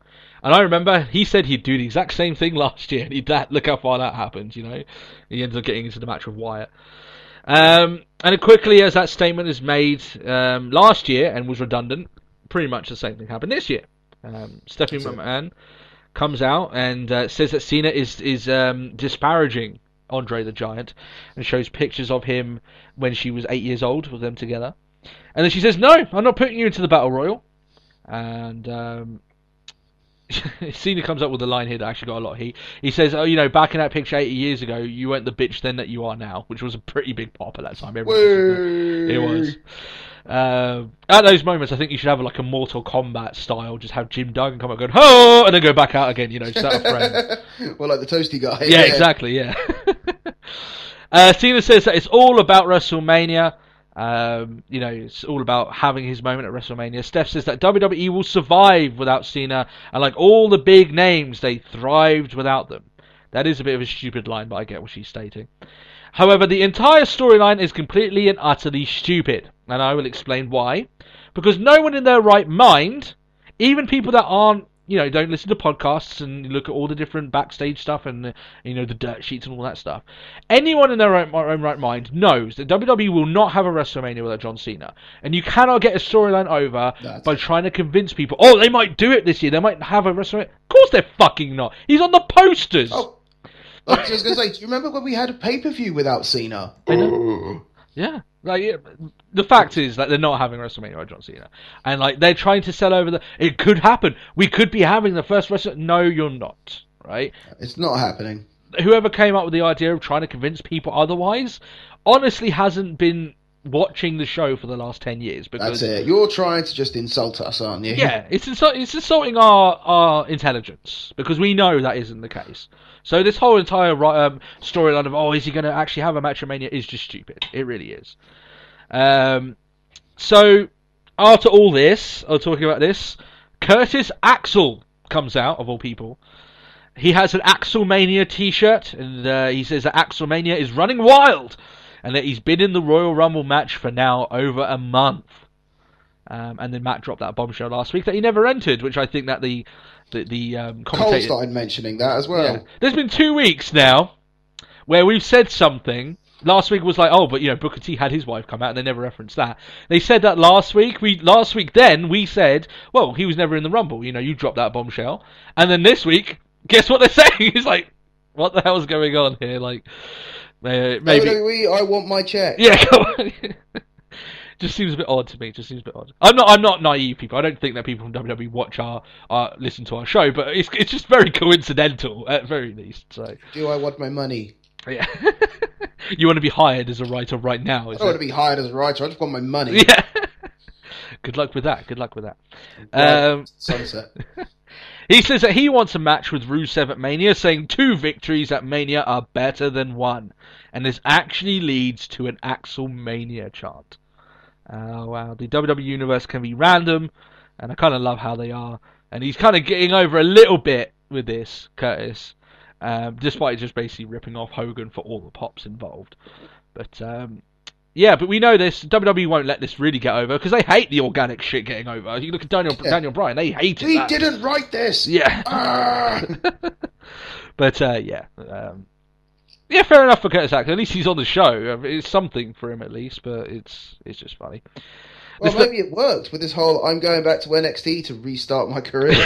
He hasn't been on it. He did like 3 matches on NXT. Lost them all. But now he's back on Raw, bigger than ever. And losing matches still. So, still bigger than ever. Stephanie sets up Curtis Axel against Cena, which happens next. And I would be hard pressed to call it a match. Cena essentially just brushes him aside, just deals with him. The Axeman, as he likes to call himself. So after the match, Rusev comes out. He still says no to the match, and I imagine they'll probably end up doing an angle where Cena will, get him in a position where forces him into agreeing into the match, or blackmails him or something along those lines. And maybe it might be the Raw before Mania, because they're probably going to continue with this story. Oh, you need me more than I need you. But come on, people, we're not idiots. We know John Cena will be at WrestleMania, and he'll be fighting Rusev. We know that. Just don't try and overcomplicate this like you're overcomplicating the Orton and Rollins storyline. There's no reason to do it.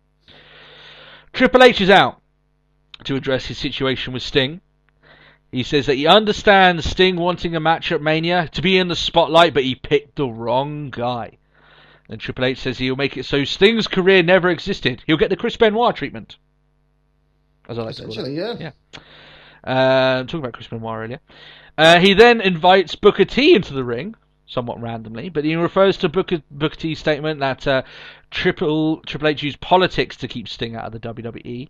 He goes on to state that Booker is just like all the kids on the internet who think they know the ins and outs of the industry. And I would like to state a big shocker to all our fans. Myself and Matt are only 8 years old. You told them. I know. I'm hugging my teddy as we speak. I'm nearly 9. I know all the stuff. I really do. Really. Yeah. I don't even know what the word irrelevant means. I just say it a lot. Yeah.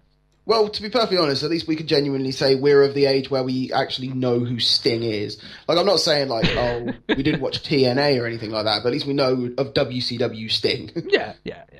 I wish I was 8. I'm closer to 28, but let's just be honest, But yeah, I thought it was quite funny. Maybe all these kids basically tweeting Triple H just finally got to him a little bit, but still.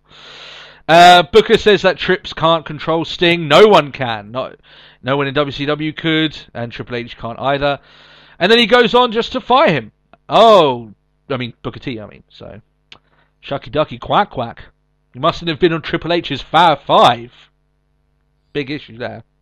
Yeah. That's it. Oh dear. Maybe you'll unfollow him on Twitter or something like that. I don't know. He makes so many social media references. You bitch. Yeah. And then afterwards, Triple H just says he's only messing around, fighting with Booker T. It's just a demonstration of his power. I would argue it's more of a demonstration how watered down the fired concept is. In WWE. I have the power. I'm gonna fight. I think it's a record for someone getting fired and then coming back. You know, they're not even trying anymore. You know, oh, you're fired. Not really. I couldn't even finish the sentence. You know, oh, big swerve. But yeah, the whole fired thing, like, they need to fire someone on air and then be gone for a while. You know, have someone in. You know, arguably with Daniel Bryan, what they should have done back then, if they really wanted to sell over the whole firing thing, is just outright. Like, people may have known that he had an injury, but outright in storyline, just say, okay, you're fired. Daniel Bryan, I don't care if you're the champion, you're fired. We can't, if we can't beat you, then we'll just fire you. That's the way it goes. But you know, they go along these lines, and when they fire people, they just come back now. It's like the ultimate sore loser, though, wouldn't it? It's like, we can't beat you, so we just fire you instead. Yeah. It would be good heel, though, wouldn't it? Good heat, wouldn't it? Oh, yeah, definitely. But that's the way it goes, isn't it? Triple H then ends the segment saying that he'll end Sting and the legacy of WCW. This rivalry has a few of the issues that Wyatt Undertaker does, except it's in a much better place than that particular rivalry, because the Triple Sting stuff has been set in stone and it's been planned for months.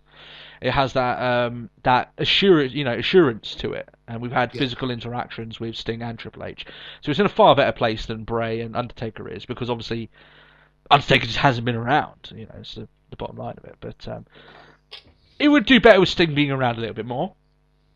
I don't believe that he'd be too expensive. He won't be like Brock Lesnar dates bringing the guy in. But hopefully, he would have at least one more interaction between the two before Mania. You know, yeah, that would be ideal. Nikki Bella versus Paige for the Divas Championship. Fresh off of our rant last week regarding the Divas division, and I saw a interview. I don't know if you saw this as well, with Nikki Bella talking about the state of the division, and she defended it a lot, stating that they would rather have a 30-second match that tells a story than a 3-minute match. That statement is retarded. It doesn't make any sense. Yeah. You cannot... It's like, we'd rather have a 3-minute match where we'd get heat. We'd rather have a 30-second match that got us heat, or like a 3-minute match that told nothing. It's like... That's bullshit. Why don't you make a 3-minute match that tells something? You don't have to... Like, taking a story does not take up two and a half minutes. If you're a good enough wrestler, you can tell that story in the ring. It's not that hard, you know? A lot of this stuff that you can do... Like, their argument is, we'd much rather do it in 30 seconds it tells a story. All you did was push someone off an apron. Sorry, that doesn't take 2.5 minutes to achieve. Yeah? That's the bottom line of it there. You told no story in those 30 seconds last week. None. No story whatsoever. Yeah? So, and there was a lot of stuff here which she's saying about pay. That's all around to them. I don't really care how much they're paid. But all this stuff, we're trying to get it where the guys are. It's not quite there at the moment. I think the Bellas need to realise, and especially Nikki Bella, that a lot of people take her words with a pinch of salt because, you know, one, of who she's dating. It's like, you know, the poison chalice. You know, you can date John Cena, but everyone knows that you're going to be biased towards the company, you know, and you're still hired by them, so no one's going to expect you to blast them, right? So no one's going to take your opinion, right? But the other thing that the fault is as well, that the company... a lot of people may point the finger to the Bellas being half the reason why the Divas division is as bad. And it's not so much that they are bad wrestlers, but they've brought in this culture, you know, that it's better to be a diva than a female wrestler. And to be, you know, a reality star rather than an in-ring competitor. That's the kind of thing that's brought along.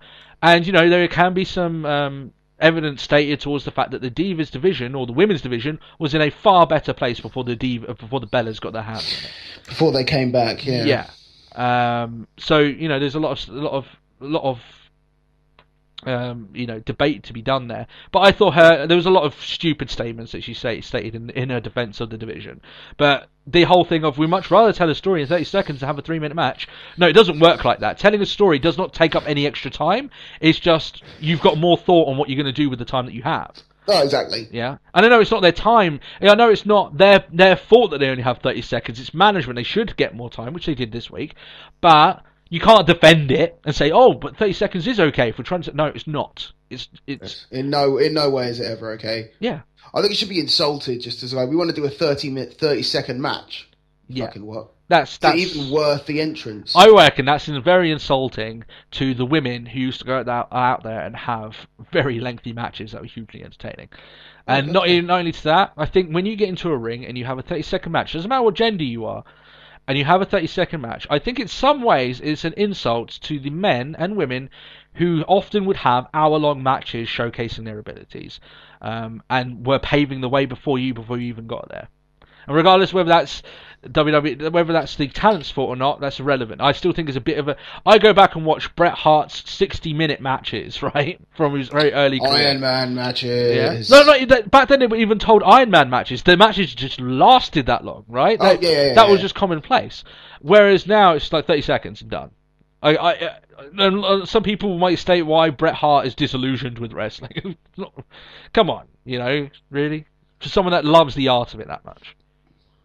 So here we go. We actually talk about the actual match. The match is okay. It's around about 5 minutes in length, so decent enough. Good back and forth here and there. Bree then causes the DQ after Paige locks in the Paige tap out, the PTO. And this brings back AJ Lee for the save. I didn't see that coming. We've always said before that with all the legal issues and the heat between her husband and the company, that she wouldn't be returning. And I firmly believe that she wouldn't be. But she has, which I was very shocked at. Were you shocked to see AJ? No. No? Oh, you already said along that you thought she was going to come back, didn't you? Yeah. Yeah. I thought she was going to come back. Go on. She wouldn't get involved with this whole, have you seen this whole Twitter war between her and Stephanie with the whole give divas a chance thing? Yeah. You just, that doesn't happen if it's not story. Yeah. I get what you're saying there. And so you go on, you could tell me. You could say, I told you so, if you like. I told you so. There you go. You get that, okay? Yeah, I get that. It hurts me, man. It hurts me. The suffering's so good. The thing is, I don't think she's going to be with the company for that long. I still definitely agree with that. Either she's working out the last of her contract, or she knows that any mistreatment of her on camera or backstage will only strengthen her husband's court case. Yeah. So ideally, better not be a dick. Yeah, in a way, you could kind of look at it in a sense that she's actually one of the most protected divas on the roster because WWE are too scared to do anything to her. Which, in a way of thinking of it, is pretty good for her in that sense. And she's still getting paid good by them. So, but interesting nonetheless. I probably now will expect a tag team match at Mania between the two girls, or maybe a fatal four-way. Maybe they might make it so all the girls are going for the title, including Brie. Something along those. But you can expect these four women to be involved in the Divas match. I don't think any of the other Divas have been nearly involved enough to be involved in a multi-Diva tag match or anything along those lines. So that's the way it goes. Unless you can just chuck Natalia in there for shiggles. Yeah, just for shits and whatever. Well, no, I think she's going to be involved in the tag team stuff. She'll probably be a valet or in that match. Yeah. They announce Wiz Khalifa will perform next week on Raw. And that's essentially my thoughts on it. I couldn't give a flying fuck about it. I will skip it. So next week will be one of the first weeks where we don't review every segment of Raw, because I ain't reviewing a Wiz Khalifa fucking song. I'm not doing it. Don't like it. Well, we can't. We reviewed it. Wiz Khalifa turned up. And then after that... No, I will state next week that we're not reviewing every segment of Raw because I'm not watching it. What, Raw? No, not just as his segment. No, I'm not going to watch it. Why the moment I get Lillian Garcia and just go, please welcome Wiz. No. Fast forward, done. There you go. At least it's something for me. I mean, that means next week might not be a 3-hour Raw, might be a 2 hours 40 minutes Raw. 250 or something. Yeah, because along those lines. Because I'm not watching that. I'm just telling people that. Renee Young interviews AJ Lee backstage. AJ Layla, that would be quite interesting. She's sick of the Bellas bullying. She says that she's come back and she's kind of sick and tired of them just kind of pushing roughshod through people. Paige says that she shows up. She says that she respects AJ but not the Kardashian wannabes, and this makes them friends because they're enemy of my enemy is my frenemy and stuff like that, all this crap. So. Man, they change their thoughts on each other as many times as the Big Show has had turns. Whee! Yeah, exactly. Every time Big Show turns and goes face to heel, then they Paige and AJ change how they think about it. They've got enemies, friends or something. Yeah, something like that. Oh, women, aren't they? Women. Bitches be crazy. Oh no, it's just quite funny. You actually look at the evolution of AJ and Paige, and you can understand that it's quite rare that you have like divas that have like a storied history with each other, and Paige is quite new still, but she has a storied history of AJ, so at the very least it's good to see that play out a little bit. Seth Rollins then hosts The Daily Show. Best part of Raw. This was very good. He calls Newark the armpit of America. It makes me wonder what the skid mark of America is. What do you think the skid mark of America? I've never been there, so I can't really answer that. I couldn't say. I tell you what, our American listeners, tell us what you deem to be the skid mark of America. I'd like to know what that is. Yeah. Something to ponder on there, I guess. His first topic, though, of his daily show is Jon Stewart's lack of attendance. He cuts a few bad jokes, but I'll give him a pass because you can tell they were meant to be bad, right? They were meant to be bad in this situation. I'll accept his bad jokes, you know. Yeah. He says that he would make Stewart retire if he shows up, and he says his name too many times. And Jon Stewart finally turns up to the arena. Now here we go. I don't think anyone could fault myself or Matt for wondering at this very point, when him coming out to the stage, just how bad a celebrity cameo this was going to be. I was pretty much embracing it, to be honest, how crap it was going to be. Even though I do like Jon Stewart's work, right? I think myself and Matt are both in unison saying that we were pleasantly surprised that our initial fears were not realised during this. Oh, God, yeah. God, it couldn't be worse. No, oh, yeah. To be honest, like we've seen, what was it? Kathy Lee Gifford, Hoda, the guy that we talked about in the first episode, Michael Strahan, just really cringe-worthy segments. This was in a different level to that in terms of like not down bad, but good, Yeah. So he says, Jon Stewart comes out. He says he can't make a fool of Seth Rollins, despite him looking like a SWAT team stripper with Lady Gaga hair, which I thought was quite funny. Right? I loved it. You can imagine The Rock saying something along those lines. We know that Rollins likes to shed his clothes on occasion, so you may be onto something about the SWAT team stripper, Yep. He then name drops Bruno Sammartino and Gorilla Monsoon, Mick Foley, Stone Cold Steve Austin, and The Undertaker. He says that they all have respect. They all took, they all earned what they had. And Stewart said he has, and even him, he may not be stronger, smarter, or faster than Rollins, but he, has the respect of his peers. He earned everything that he got. And then he teases Rollins for not being in the main event of WrestleMania. And this is where Rollins is like, oh, I've heard fucking enough at this point. And he gets up in Stewart's face. And this brings out the Viper, Randy Orton, who leaves Rollins open for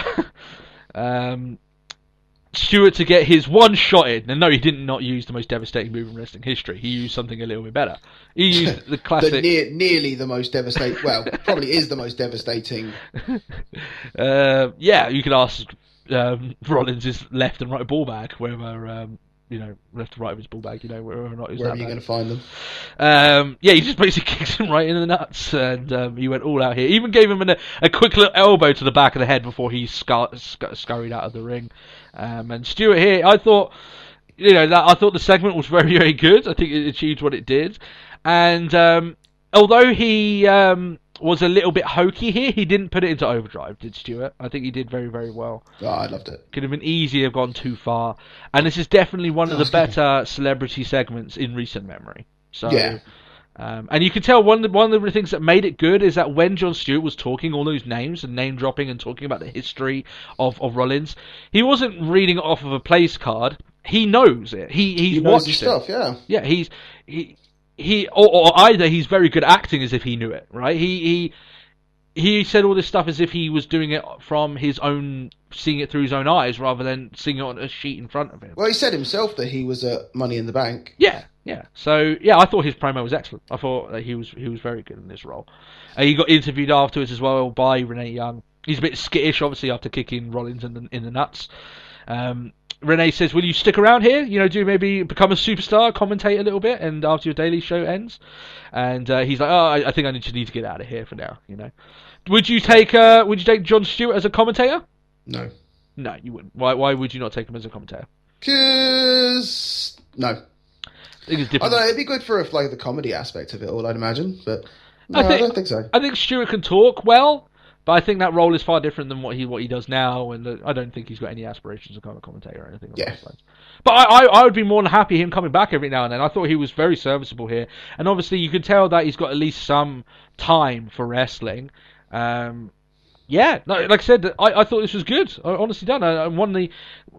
He's now given us at least a little bit of hope that when you've got these celebrity segments that happen, there can be something good that comes out of them. Because 9 times out of 10, it becomes fucking horrific very quickly, unfortunately. But no, this is all good. Watch this space, Wiz Khalifa next week. Oh god, you had to bring that up, didn't you? I said hope, and then you have to bring that name up. Oh, here we go. Just in case.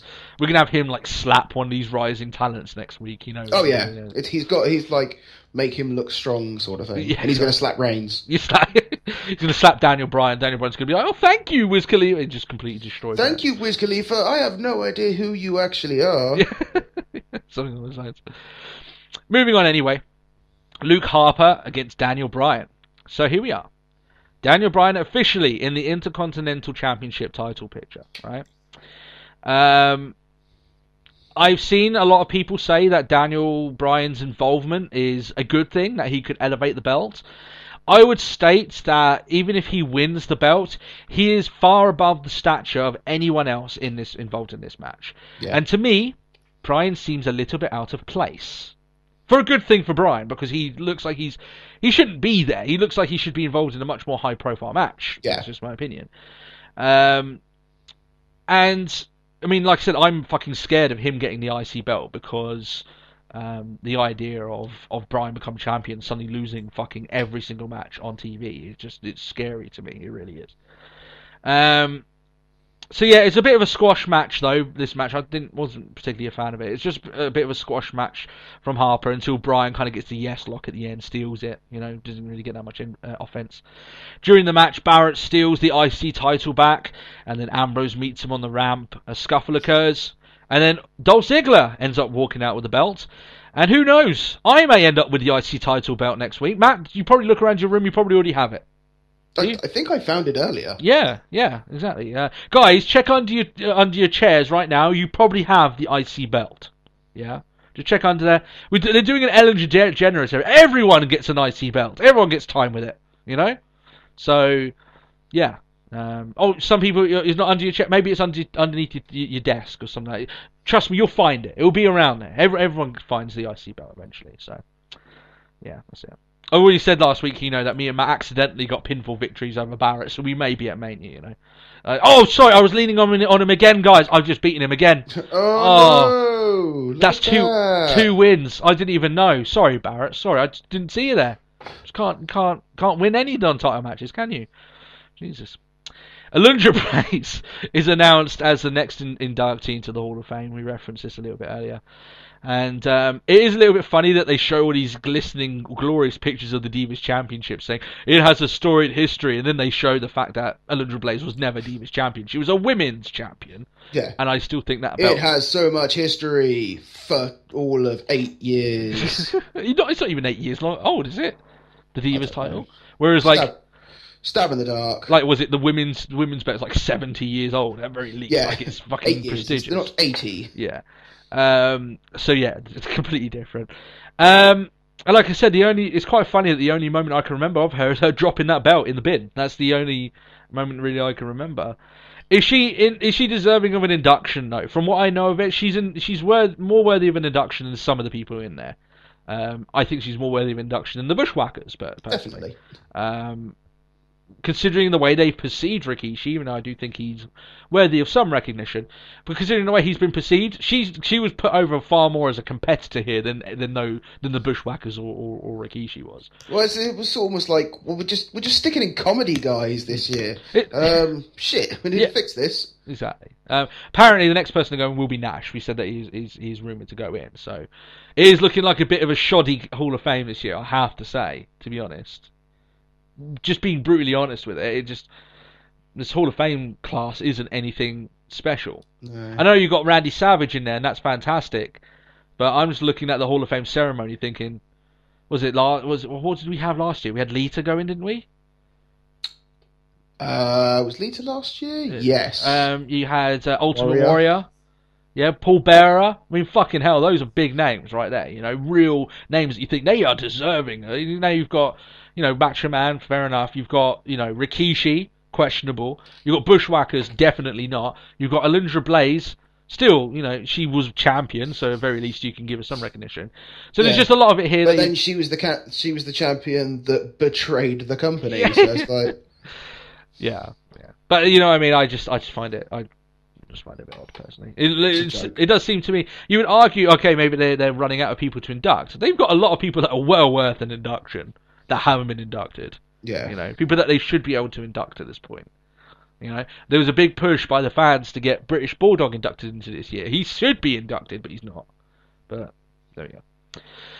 Rollins is pissed backstage, still, cupping his nuts after being kicked, by Jon Stewart. Orton shows up and he saves Rollins from committing career suicide by winning the IC Championship. No, it wasn't. He didn't stop him from winning the IC title. That would have been career suicide, though.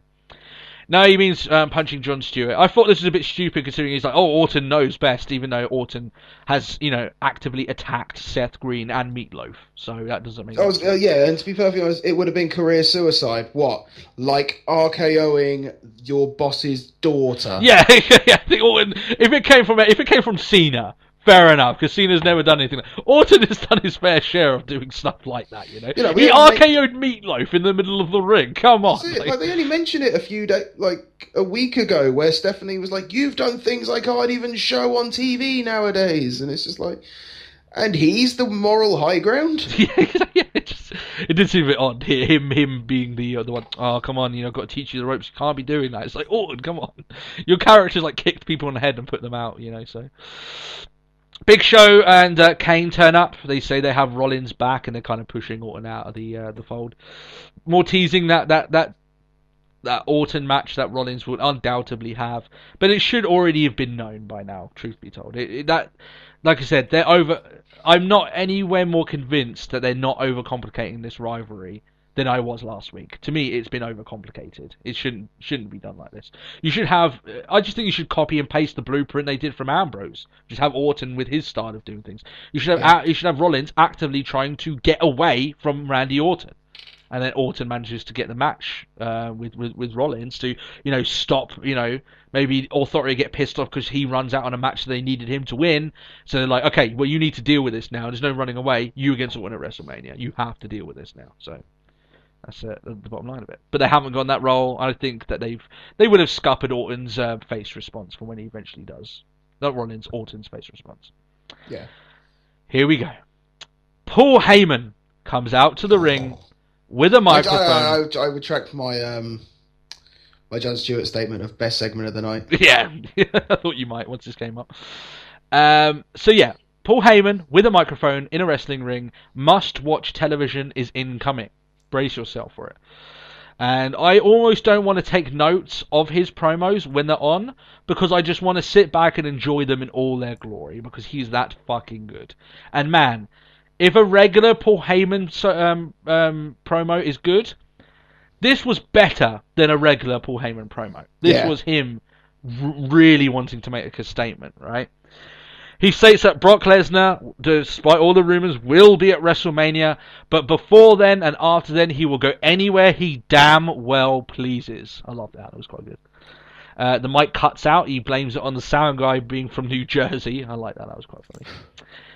And that crowd heat fucking got on him big time as soon as he did that. He says none of the men that he name dropped last week that he would have put his money on Reigns instead of them. Disputed his claims, but at the end of WrestleMania will end only one of two ways. Lesnar will decimate Roman Reigns in a long, drawn-out beating, or he'll just flat-out Ronda Rousey his ass. And then the mic cuts out again. Yeah, it does, yeah. But it's like Ronda Rousey his ass. 14 seconds, that does sound like a Divas match to me at this point. Yeah. Did you catch the Ronda Rousey knockout? I haven't seen the Rousey knockout yet, no. The submission, sorry, that she got. Yeah, it's, well... Was it a submit? Yeah, it was a submission in 14 seconds. Jesus. Yeah. But I apparently, did see a video recently with Ronda Rousey and this guy just like, I don't think you're as bit tough as you really are, and she judo throws him. Fucking plant. He deserved it. He deserved it, to be honest. Yeah. The thing is, right, talking about Ronda Rousey for a second, is that Ronda Rousey, as the draw for the last UFC event, I believe got 500,000 buys of that pay-per-view, which, by the way, is fantastic. That's amazing, right? The very idea that Vince, and this goes back to our talk last week on the Divas division, wasn't broken overnight, and he still views Divas in the wrong way, I believe, right? That should show him, no matter what he thinks, and if he thinks he's in touch, that a competitive women's division can get you money. Yeah. Right? And yeah, it's never going to draw you as much money as Ronda Rousey is, let's just get real. But it can, you can book women as being competitors. You can do it. And it works, because it already is working over there, right? Ronda Rousey is making UFC she is making Dana White a very happy man, with the fucking truckloads of cash being carted to his door in Ronda Rousey's name. The very fact is that she is doing huge business for them, and instead of burying his head in the sand and going, well, it's barbaric over there, they're actually having women fighting over there. Maybe Vince should, as he says he always does, which he doesn't, move with the times and realise, wow, maybe people do want to see women as competitors now, You think? But still, remember, it's sports entertainment, and he would like his women to be more entertainment than sports, and that's one of the problems with that. Going back to this anyway, before we go on a tangent, he continues. Paul Heyman says that he continues saying that Lesnar will embarrass Reigns, he'll emasculate him, victimize him, all the awesome adjectives that he likes to put in front of that. Another quick trip to Paul Heyman's thesaurus. Exactly. And this is one of the best promos in a while I've seen. And it's, like I said, better than his already lofty standards in terms of promo giving to the masses. So then this brings out Reigns. There's no interaction. He's literally just coming out for the main event, which happens next. But yes, that was phenomenal. And if Brock's not going to be around, fuck me, Heyman can sell this rivalry. He's got much more of a chance of making this seem legitimate than Bray Wyatt does, even though with all the creepy stuff. It's just because Heyman is that good. He can make something out of nothing. Yeah. And he's so is this good. A turd? I can polish it. If Lesnar is going and Heyman is staying, because I don't see Heyman needing to move, then I would love it if WWE does pair him up with someone else, but they just go full kill to him. Okay, we're going to give this guy the Brock Lesnar treatment, so you basically are doing the same job, Build him up the same way you did Lesnar. But I'm afraid they might not end up doing that. WWE may just be like, oh, we don't need you anymore, or it might be, oh, okay, well, we'll pair you up with this guy, but we're not going to give you that much time. I think that's a huge mistake, but we'll see what happens there. I think Heyman's a talent that should always be backstage. Yeah, I think you need to keep someone like that guy, like him, around. Maybe you don't want to involve him in the production because you get the feeling that Stephanie McMahon just has no time for him. Well, you don't want to get involved in production after what you see on the Ladies and Gentlemen, my name is Paul Heyman documentary. Yeah. You kind of see why. Yeah. Maybe you don't want to do that, but I would argue, especially with some of these new broadcasters coming up in NXT, you need someone like Heyman and his experience and the good work that he can do, especially now he's toned down a lot of the negatives, out of what he used to bring. You need someone like that guy around. He is a genius, Paul Heyman. Yeah. No one can do at the moment in the wrestling world what he can do in terms of selling a match. That needs to be passed down. That doesn't need to be exclusive to Paul Heyman. They need to get Paul Heyman to pass that knowledge on, not to just get rid of him. But whether or not WWE do that or not is the real question. To be seen, isn't it? Reigns against Rollins. Now here we go. I do feel as if we've had this match way too many times already. And considering it's only less than a year since the Shield broke up, it's also a shame that I feel that way. Are you under the same sort of feeling of that? Yeah. I'm going to completely agree with you. But I think, especially considering we had Ambrose out for a while, so as a result, what are we going to do? Well, like a feud with Reigns, because Reigns, surely he's still pissed at the whole thing. Yeah. On to the next. Yeah. Ugh. I think a lot of people might say here, I'm going to state a lot of things that maybe goes against my ethos of I want long matches. But I also want long matches that are entertaining. I want long matches that we haven't seen before and long matches that have a reason for existing. This match is very random, the way that it was built up. I did like how it ended, though, but I thought that the general building up of the match was quite slow and it wasn't entertaining. I'm just going to say that straight out. Yeah. Randy Orton comes down in the middle of the match to offer his aid. And I did tune out a little bit until it did pick up. But the Authority keeps interfering in the match. Eventually, Orton gives the costly interference that Reigns gets pinned. By Rollins using the most devastating move in wrestling history. That's of course. The curb stomp, why would he use that? The roll-up pin, all day long, of course. Yeah. Exactly what he has to do. Something that looks devastating? Nah. It's the roll-up pin. It's so dangerous, that move. People just can't deal with it. It's too good. Then, after the match, Reigns he's got a habit sometimes of being able to either have an invisible jetpack on his back because he fucking flings himself, or when he goes for his spears, he just fucking goes mental and just flies his entire body like he did with Big Show a couple of weeks ago. Yeah. Or he can just get some fucking huge momentum when he's jumping because he flies full force over the top rope, clears it easy into the Authority that are on the outside, knocks them all down. He spears Big Show, and then as Rollins jumps from the top rope, he gets speared to shit by Reigns. Gets absolutely fucking mangled. To a point that all the fans that were maybe booing him were like, whoa, wow. That's the kind of shit that Reigns needs to be doing week in, week out. That's what I really do think. And even though he lost the match, I think enough was done afterwards to make this guy look like a proper badass. Yeah. He was kicking 7 barrels of shit out of people in the ring. That's what you should always be doing. You should be beating the crap out of everyone. That's what you should be doing. It's only... the thing is, right, and him losing in this fashion, I don't have that much of an issue with it because the amount of interferences that were had. The only reason why it seems off now for a face not to overcome the odds is because John Cena kind of broke that mold, and I hate the fact that he did that.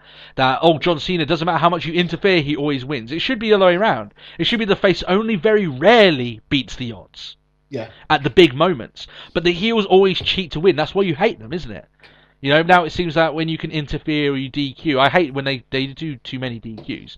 But when they have like I'm trying to see it come back a little bit now, where interfering in a match or putting your foot up on the ropes is starting to win heels matches again, which I think is good, because you need to think, oh fucking hell, if only they would fight on equal grounds with the face get the victory.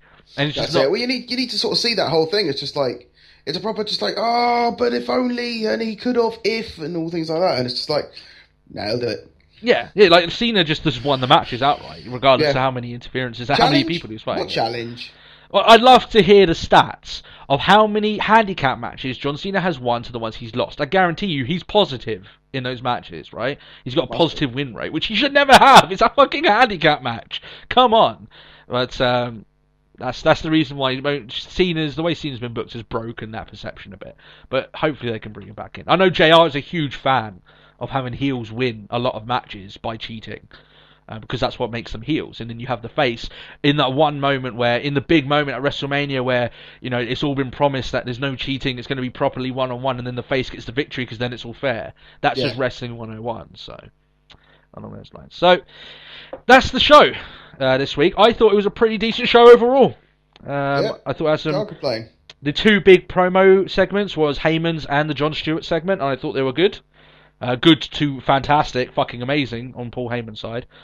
There was some good action to be had, not so much in the ring, but we got some good stuff. Some of the rivalries kind of built up a little bit, but they weren't. It was a mid-monther, and for a mid-monther, I would take this show. I really would. I'm not going to shun it. So I give this show a thumbs up this week. There is a lot of good stuff to see. Is that yourself? Do you give it a thumbs up? Yeah, I'm good with it. Yeah, that was pretty good stuff. I can't really complain. That was like I said, I liked the Jon Stewart part, and then obviously you had Heyman just giving out gold, and no, I think everything sort of did its job. I'm getting a bit pissed with this whole IC title thing, but I guess we'll see where that goes. Same as me, but hopefully it'll just get sorted soon and we can enjoy the match. I do think the match itself will be good. It's just the way that R-Truth as well being booked, but I don't find him funny. I just think he's fucking annoying personally. Yeah, but that's the way about it. Well, the fact it's going to be a ladder match. It's like, well, just bring back Money in the Bank. Put Money in the Bank back at WrestleMania. It's proved it can make them too much money, so they ain't going to do that. But I know what you mean. I fully agree with you. I think they should have it at WrestleMania. I think the WrestleManias with the Money in the Bank match were better. So that's the thing about that. Is there anything else you want to talk about this week? I think we've gone over everything. No, I think I'm good. I will have to rest my throat because it's feeling really, really strained. It's had a tough one. That's it, yeah, talking to all times. I had like 6 pages of notes this week, guys, and I've never had that many notes before, and most of it was taken up over that Bill DeMott and the fan questions. Yeah. So, quite lengthy stuff there.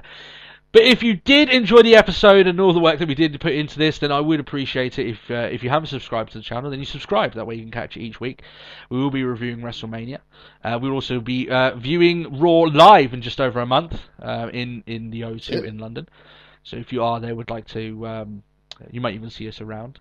We've already confirmed so last week that we're going to be tweeting the first picture of ourselves at the actual show as well, so you'll be able to see us there. We might be able to get like a picture of both of us, so you can see the ring behind us, sort of thing. I don't know. See how it goes. But if you did enjoy the episode, then obviously I know a lot of you are sharing it around social media. That's fantastic. That's great to hear. We're getting new subscribers each day. Hopefully we'll be able to break 250 soon. You can like the video if you like. That does help. And if you want to get involved in the show, then you can always ask a question on our comment section, or you can tweet us at @TalkWrestlePod, and you give Matt the satisfaction of being able to bring a question to me rather than me bringing them to him. So you can change the roles around. Yeah, exactly. So yeah, that's all for this week. Next week we'll be reviewing Raw. The fail of the week comes back. It's only been around once in the last 4 weeks. Can you imagine that? Jesus. Once in the last 4 weeks. So fail of the week comes back next week. So I know everyone will be excited for that. And this is episode 65. Only 10 more, and then we get new intros and all that sort of stuff. So that's going to be fun. Apart from that, thanks a lot for listening to this week, guys. We did hope you enjoyed the episode. We hope you have a great week, and we'll catch you next time. We'll see you soon. Bye-bye. Bye-bye.